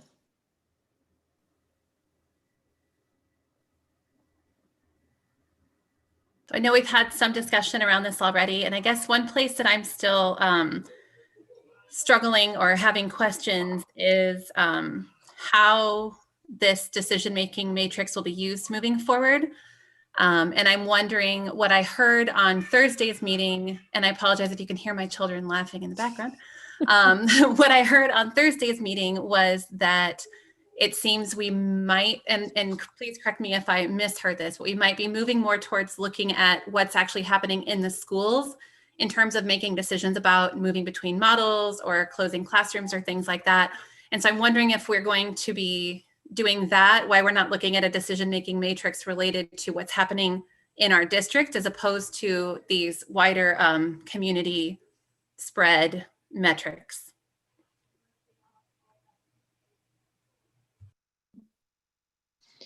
I think that's a really great question, one that we have been discussing as well. We've gone through many different thought processes on, do we use one that looks similar to what we were using? And then when we met with the people that we talked about last meeting, they were feeling like, okay, that 8% would probably be good. And then, but we did talk about, would it make more sense? I want to say it was Director Beerbaum that brought it up at the last meeting, and we had talked about that too. Would it make more sense to have it be data that's building related or district related? And then the third thought that we had was, does it make sense to follow more of that low, moderate, high risk type model? And so, really, I think we're open to anything that the board feels that would make their decision making, I think, more meaningful, or not even meaningful, but more, I guess, have a process that would work best for them. So Dr. Arnold, you had some thoughts, and I think this, since the question came up, I think it's very appropriate for you to share those thoughts. Sure, and that's kind of what I've alluded to the past couple of meetings of whether or not we want to continue with having the matrix as we had them before. There are some challenges with doing that. We have been advised by our medical experts or cautioned, I would say, that, with 8%, what happens when it's 8.1? And does that mean people are going to, say that, okay, then we immediately need to switch models? So that's kind of the caution I feel with updating our current model. I had, we had talked about perhaps just getting rid of what we've been using and going just as that discussion from a CDC guidance perspective at where we're at, where do we see things going? Since, the metrics were created initially because we didn't have anything like that. All we had was Iowa's guidance of 15%. We didn't know what schools would look like when they're in person as far as COVID spread. We had no real knowledge, and so we wanted something. I don't know, especially looking at research that more places are going away from those specific metrics. If it makes sense to even continue with them. I presented the updated ones last week because, things keep shifting, right? And I, want to be able to provide something, at least from a discussion point, other than coming in with a nuclear option and saying, well, my recommendation is we just get rid of them all, because I figured that might have been way too much of a shock initially. But I do see some value in more of a discussion perspective than a threshold. But that, again, it's what tool and what information is going to best serve you as a board to feel comfortable in making decisions is really what we want to set up, or what I want to set up to be able to support what research and what things you need for your decision making. And I guess part of what I'm thinking is something that I've had a few community members reach out to me with over the past few days, is that they have felt very reassured by our metrics. And I think we heard the public saying that kind of from the beginning, that there were a lot of people who had commented in board meetings, weeks ago about, I was leaning towards remote, but when I saw the metrics that you came up with compared to Iowa, the state of Iowa's metrics, I felt like that was safe. So I do think it's important to have something to give the community. And it's not even, for me, it's not so much about just me as a board member, but it's about, I think what the community is seeing and hearing and thinking is really important too. And for them to have a process that they have confidence in, I think is really important. So I would like to see us have something that we can provide to the community that is something more realistic in terms of what we're actually going to do, because I don't want to give them a decision-making matrix that says 8 to 10% is hybrid, but then we're going to, if we hit 9%, we're not going to actually go into hybrid. I don't think that that's helpful to the community. So I guess I'm not really landing one way or the other personally, because personally, I think the metrics that sort of follow the WHO CDC guidance are good. But in terms of what's helpful to the community, I don't know that this is what's helpful. I think what perhaps has been confusing, it's a double-edged sword, right? With the community, is that it's helpful. I can definitely see the helpful nature of where are we heading? What does it look like? What could happen? I think the challenge, it is exactly what you have said, Director Shields-Cook, is that sometimes the numbers become the sole driver. And when people see that as the metrics and that's what we're going to do, that it isn't factoring in all of the pieces of the puzzle that are part of the decision making. So I completely agree with you and understand what the community has a frame of reference to look at, but also if it needs to be realistic to what we are going to and how we're going to make those decisions. So I think the school district is in a really precarious situation because we have recommendations that come out from some very well-renowned national sources and international sources. And we have differing information coming out from our state, which directs us what we should be doing. And so if we're going to rely on the CDC, and it was kind of the point I was trying to make with some of my questions, is even if we're going to look at low and moderate risks based on some kind of data, it's also saying you have to follow our mitigation strategies, right? Otherwise, their chart doesn't make any sense because we're not following their mitigation strategies. And the fact of the matter is, we're not following their mitigation strategies. So it's kind of a strange thing. You know, I'm not really in favor of changing them tonight because I haven't heard anything compelling enough to make me say, yes, this is a better version of what we had, right? And a discussion with a few people in Story County about changing it from 5 to 8 and 10 to 20. I didn't really hear anything as to why we would do that other than like a gut feel. You know, we kept saying all along that these are guidance, and maybe the thing to change would, instead of saying decision making, we would say guidance matrix.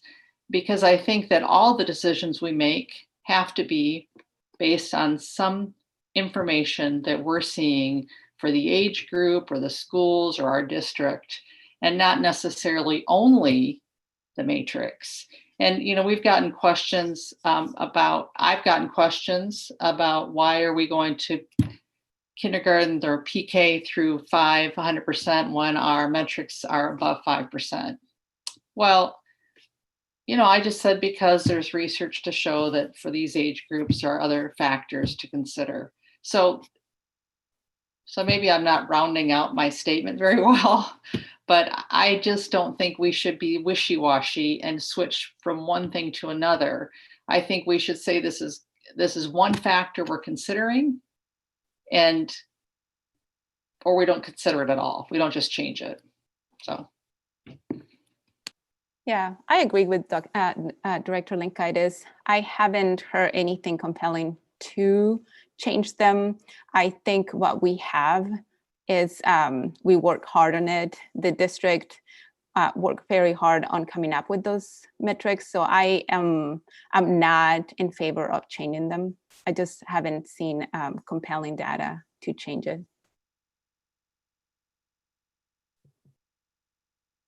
So I would be in favor of modifying them only because,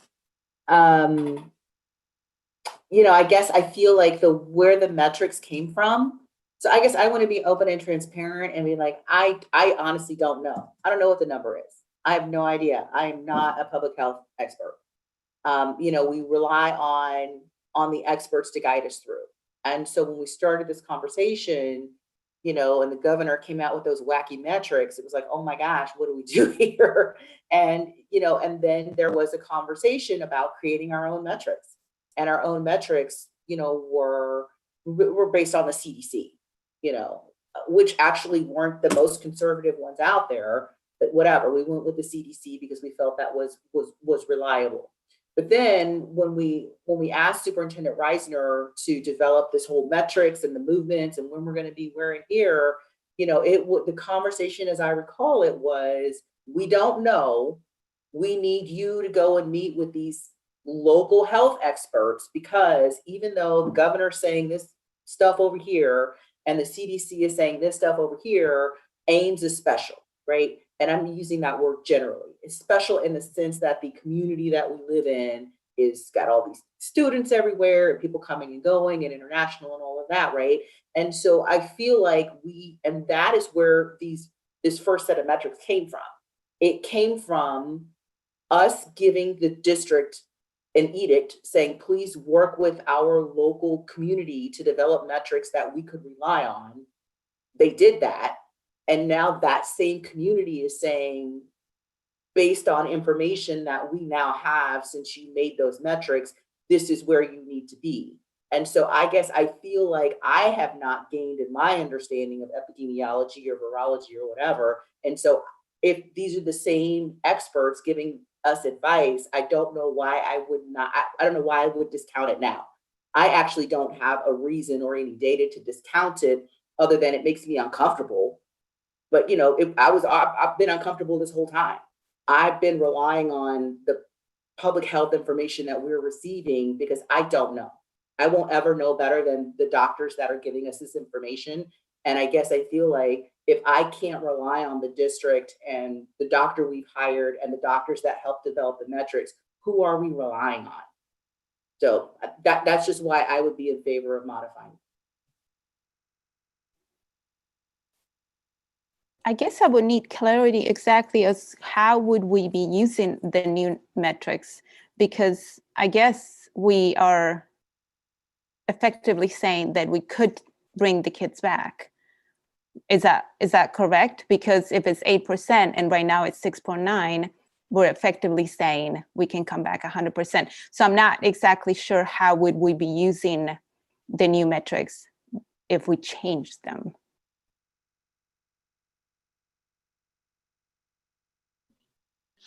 Eric, would you be able to pull them up? I think it would help the conversation if we had them in front of us. Thank you. So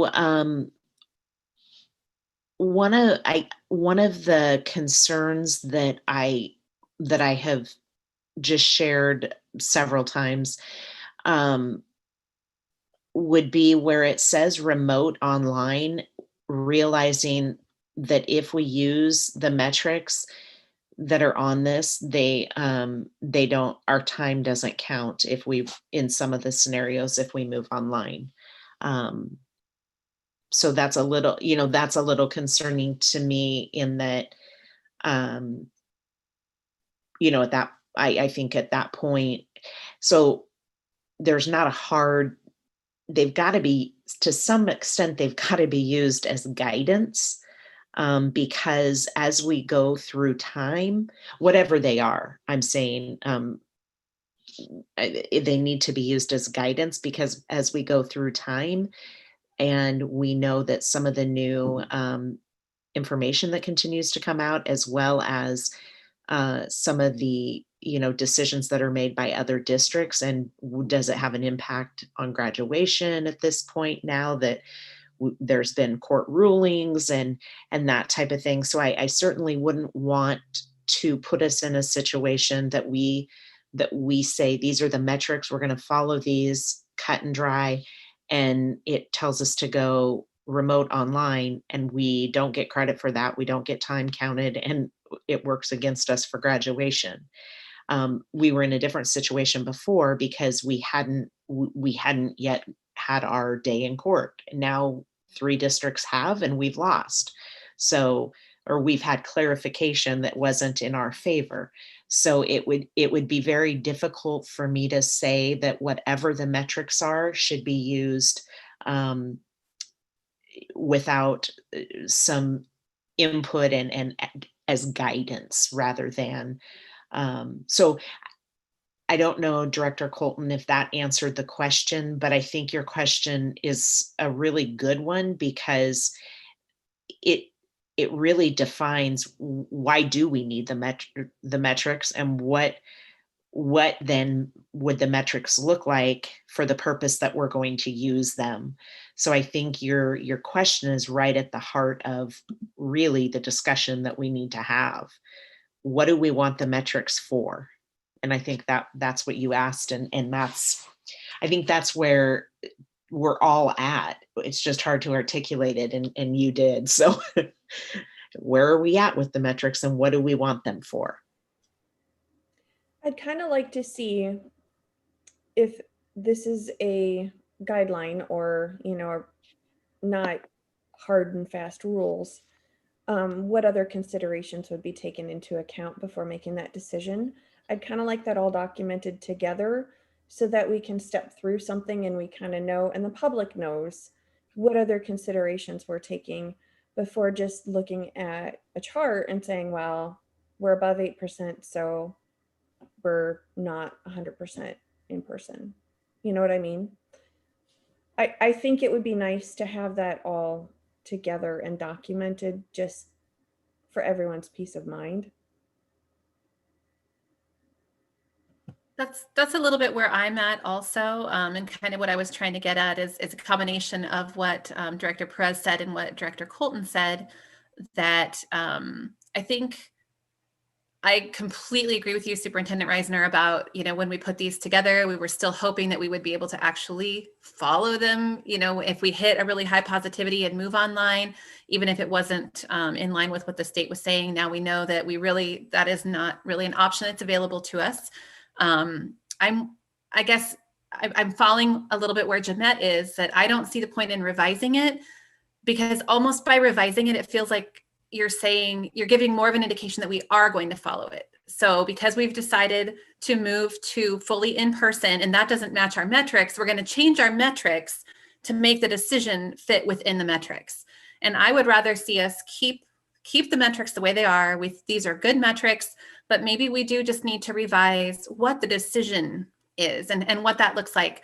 I was looking over the weekend at the Harvard Global Health path to resilience. I can't remember what it's called, path to zero. And they have a very similar looking chart, but it kind of lays out more of like an if then, like if you can follow these, then you would, this would be ideal, but it is again, very non-committal, and it's not saying this is what we're going to do at this rate. And that's where I'm lying. I'm struggling with why we would change it just to match the decision we made when we're just saying that this is just guidance. I guess I want to just on the record say that I don't agree with that rationale. My vote or my preference to update the metrics is in no way to justify the decision that we made. To me, they're two separate issues. And frankly, there's just been a confluence of things that kind of have happened all at once. But the recommendation from the health experts was we needed to change our metrics. That also came at the same time we were hearing, and we needed to get kids in school. And that was kind of around the, all that fast data and all that. They're just two things that happened at once. So I just want to say to the community, at least from my part, my vote, to me, the two things aren't related. And maybe I'm a nerd, or maybe I'm the one who is the stickler, but metrics are metrics, right? That's literally what you need them for, is to tell you what you need to be doing. So I don't know why we would have metrics that say, hey, 5% in person, and yet we're almost 7% in percent, and we're going to be in, like, that literally makes no sense. I don't, if I'm a consumer of information, I need good information. I don't understand this whole, we've got this really great set of rules. We're not going to follow them, but they're really great. Just so you know, like, to me, that makes zero sense. So perhaps, maybe this is another work session around how we want to use these metrics, because I would rather us not have any than have some that literally have no relation to what we are actually doing. I don't, that literally makes no sense to me. And I think that's exactly my point, Director Bankin, is that we know that if we go over 10% positivity, we're not moving 100% online. It's not happening. So I wouldn't want to have metrics that say we are, because we know that we're not going to if that happens. So I didn't know that. Because we can't, because the state, it doesn't follow what the state said, and the courts have clarified that we will not have our days count and our hours count if we were to make that decision. But I feel like, so, okay, this feels like we're off topic. I guess I just feel like last I heard from Director Hawkins, there was the whole 49 hours or whatever it was. I felt like we had this conversation around contingency planning for that. I had 48 hours. 48 hours, right? I mean, I guess I feel like that's where I left off the conversation. Maybe I missed a meeting, but to me, I've never heard that as a cut and dry, oh, we're not doing that anymore. So if that's the case, then somebody update me, but I hadn't heard that. We have 48 hours. So if we went to a situation where our time didn't get counted, basically we could do 7 days where we didn't get counted. Following up on what everybody said, can I make a suggestion that might clarify what we do tonight? And that suggestion would be that we table this action until the next meeting and possibly consider a work session before the next meeting where, and I'll put out a straw man here based on the things I've heard. What if we had Dr. Arnold update this document to make it more of a working document as to what we are going to do and what we are going to be watching? And I liked what Director Shields Cook said. You know, there might be some other models out there of how to structure that. But if we're already saying that there are some things in this document that are not quite how we would think about them, and as Dr. Arnold already said, there's some different guidance on how different places are doing this to address this exact situation. Let's not approve something. My suggestion would be we don't approve something that we already know has some issues, but instead we table this until we have something we're all good with. That sounds like I agree, Alan, and I think that in addition to just having these percentages, the one thing that Director Shields Cook pointed out from Harvard, they're also using as part of their decision what other factors are involved, like what kind of spacing is there. That's part of their decision making. They don't call it a matrix, but it's more than just numbers. There's more information in it, which I think makes sense. Dr. Arnold, did you have any discussions, Superintendent Reisner, both of you, when you had your meeting last Wednesday, did you have any discussions around this, including other factors in this information with local health professionals and Story County Public Health? I think that's where Dr. Passion was talking very clearly about the other mitigation strategies of, for him, the most important thing was mask wearing. And the other 5 things for the CDC, those recommendations with social distancing, the other things to the extent possible. So, I mean, we did have that from his perspective. Anything over the 8% felt like, we were going in a higher direction and may need to, maybe that's where we're looking at that hybrid. And that's just from my perspective, where that 8% was feeling like an area where we would need to take some other strategies. Okay. I just want to put one thing out there just real quick though. I mean, I guess I feel like if what's Director Shields Cook said about we're going to follow the governor's metrics, we're not going to do the 10% thing, right? If we're going to follow the governor's metrics, then let's just use the wacky metrics. Like, why do we have to have a work session? Right? I mean, I guess that's part of what I'm thinking. If there's I don't care we can make the world's most beautiful metrics that include space and people's feelings and whatever it is. But if we aren't willing to defy the governor's metrics, then what difference does any of it make? So I don't want to have a work session for no reason, just that we have a pretty matrix that we still don't use. I think part of the reason would be that we have a lot of control over the hybrid model because the governor has only dictated that that students have to be in school 50% of the time. So in terms of when we would move from the hybrid to the in-person, that's totally up to us as a district. That's assuming we are still going to keep the hybrid. I guess what I was hearing from the district is the hybrid is such a disaster. I don't know how we can even in good conscience ever go back to that, at least for the elementary. So I mean, I guess maybe that's the conversation.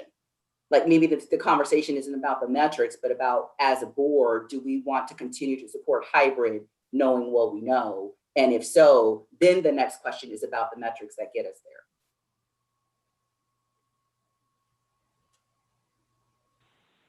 So then it would still be some sort of discussion maybe about having Dr. Arnold come back with a decision guidance framework.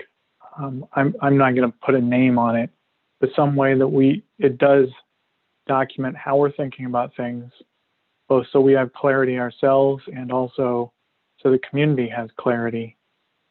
So I'm just going to throw it out there to see if it's got support then. I move that we table this action until next meeting. Second. It's been moved by Beerbaum, seconded by Colton, to table this discussion until next meeting. When it is tabled, there is no discussion. So all those in favor indicate by saying aye. Aye. Aye. Aye. Opposed, nay. Passes 7-0. Item will be tabled until our next meeting. I lost my agenda. Sorry. Here we go. Next action item, resolution. I will entertain a motion, please. I move to approve the resolution directing the sale of $8,326,000 school infrastructure sales, services, and use tax revenue bonds, Series 2020B. Second. Moved by Shields Cook, seconded by Lenkaitis. Discussion? Go ahead, Chris. Yep, there you are. we sold bonds today.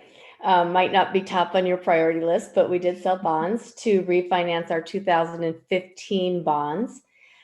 We had originally expected or hoped to get an interest rate of 1.9. We had the winning bid was from Key Government Financer at 1.29. Group's got to quit texting. So we did quite a bit better than what we thought we were going to do. The bids ranged. We had 5 different ones. They ranged from 2.2% down to the 1.29%. Based on this, we originally thought we would save about $386,000 of interest. We will save $615,000 of interest. So all in all, it was a very good day. So I'd be happy to answer any questions. The next item then will just direct UMB to call the bonds. Any questions for Chris or comments from anyone? Seeing none, this is a roll call vote, so I will call on you as you appear on my screen. Director Lenkaitis. Aye. Director Perez. Aye. Director Benkin. Aye. Director Shields Cook. Aye. Director Colton. Aye. Director Beerbaum. Aye. And aye for Director Franson. Vote passes 7-0. I'll entertain the next motion on the next resolution. I move to approve, authorize the redemption of outstanding school infrastructure sales, service, and use tax revenue bonds, Series 2015, dated July 2nd, 2015, and directing notice to be given of the Ames Community School District, State of Iowa. Second. Moved by Lenkaitis, seconded by Shields Cook. Discussion?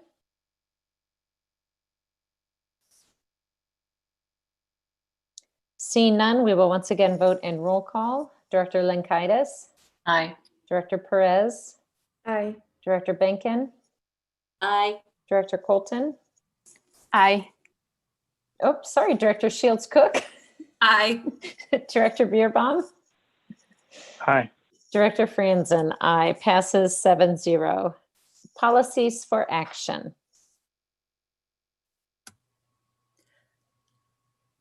I move the board approve the policies as presented. Second. Moved by Shields Cook, seconded by Benkin. Discussion? All those in favor indicate by saying aye. Aye. Aye. Opposed, nay. Passes 7-0. High school, or change orders on the new high school. I move the board approve the change orders for the new Ames High School project as presented. Second. Moved by Perez, seconded by Colton. Discussion?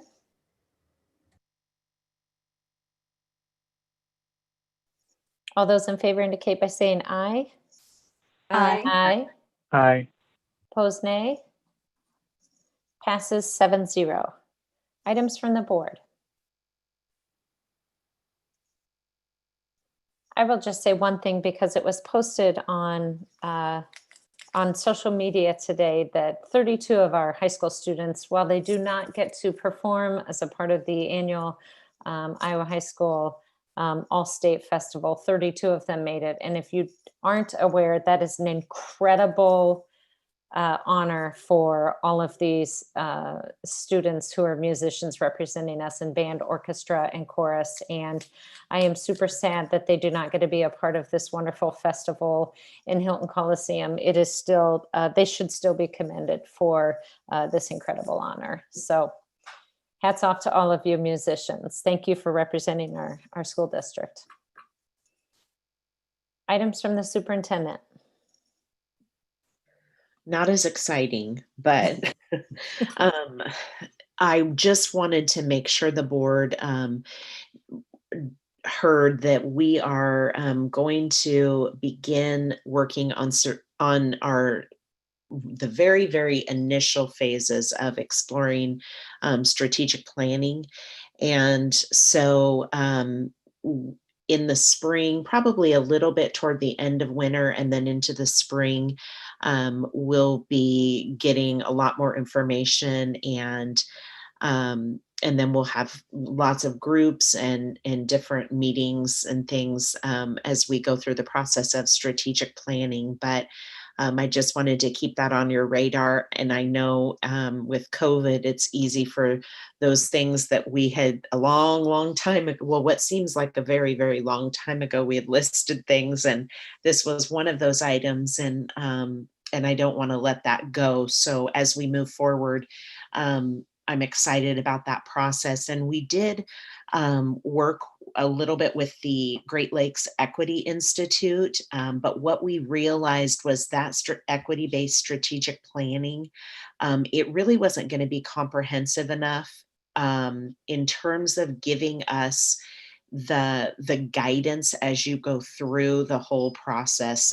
They don't have the resources to provide any a consultant who helps set up those groups and helps keep the process moving. So it would have landed on the district staff. And so it's much more efficient to be able to have somebody who's really guiding us through that process. So it's not that we won't use the Great Lake Equity Institute's some of those documents and items, but it'll be embedded within our planning. So I just wanted to clarify that. And I did put it on the agenda.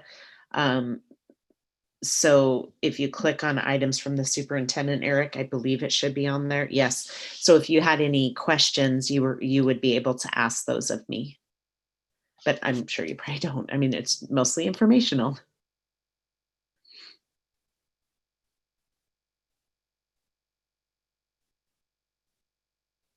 All right. Anything else, Superintendent Reisner? I don't think so. Okay. Alrighty. The board planning calendar, our next meeting will be November 9th. And I know we have a few committee meetings in between now and then that we have already mentioned. So with that, I'll entertain a motion to adjourn. I move we adjourn. Second. Moved by Perez, seconded by Shields Cook. All those in favor indicate by saying aye. Aye. Aye. Opposed, nay. Passes 7-0. Thank you very much, everyone. Have a nice evening. Thank you. Good night.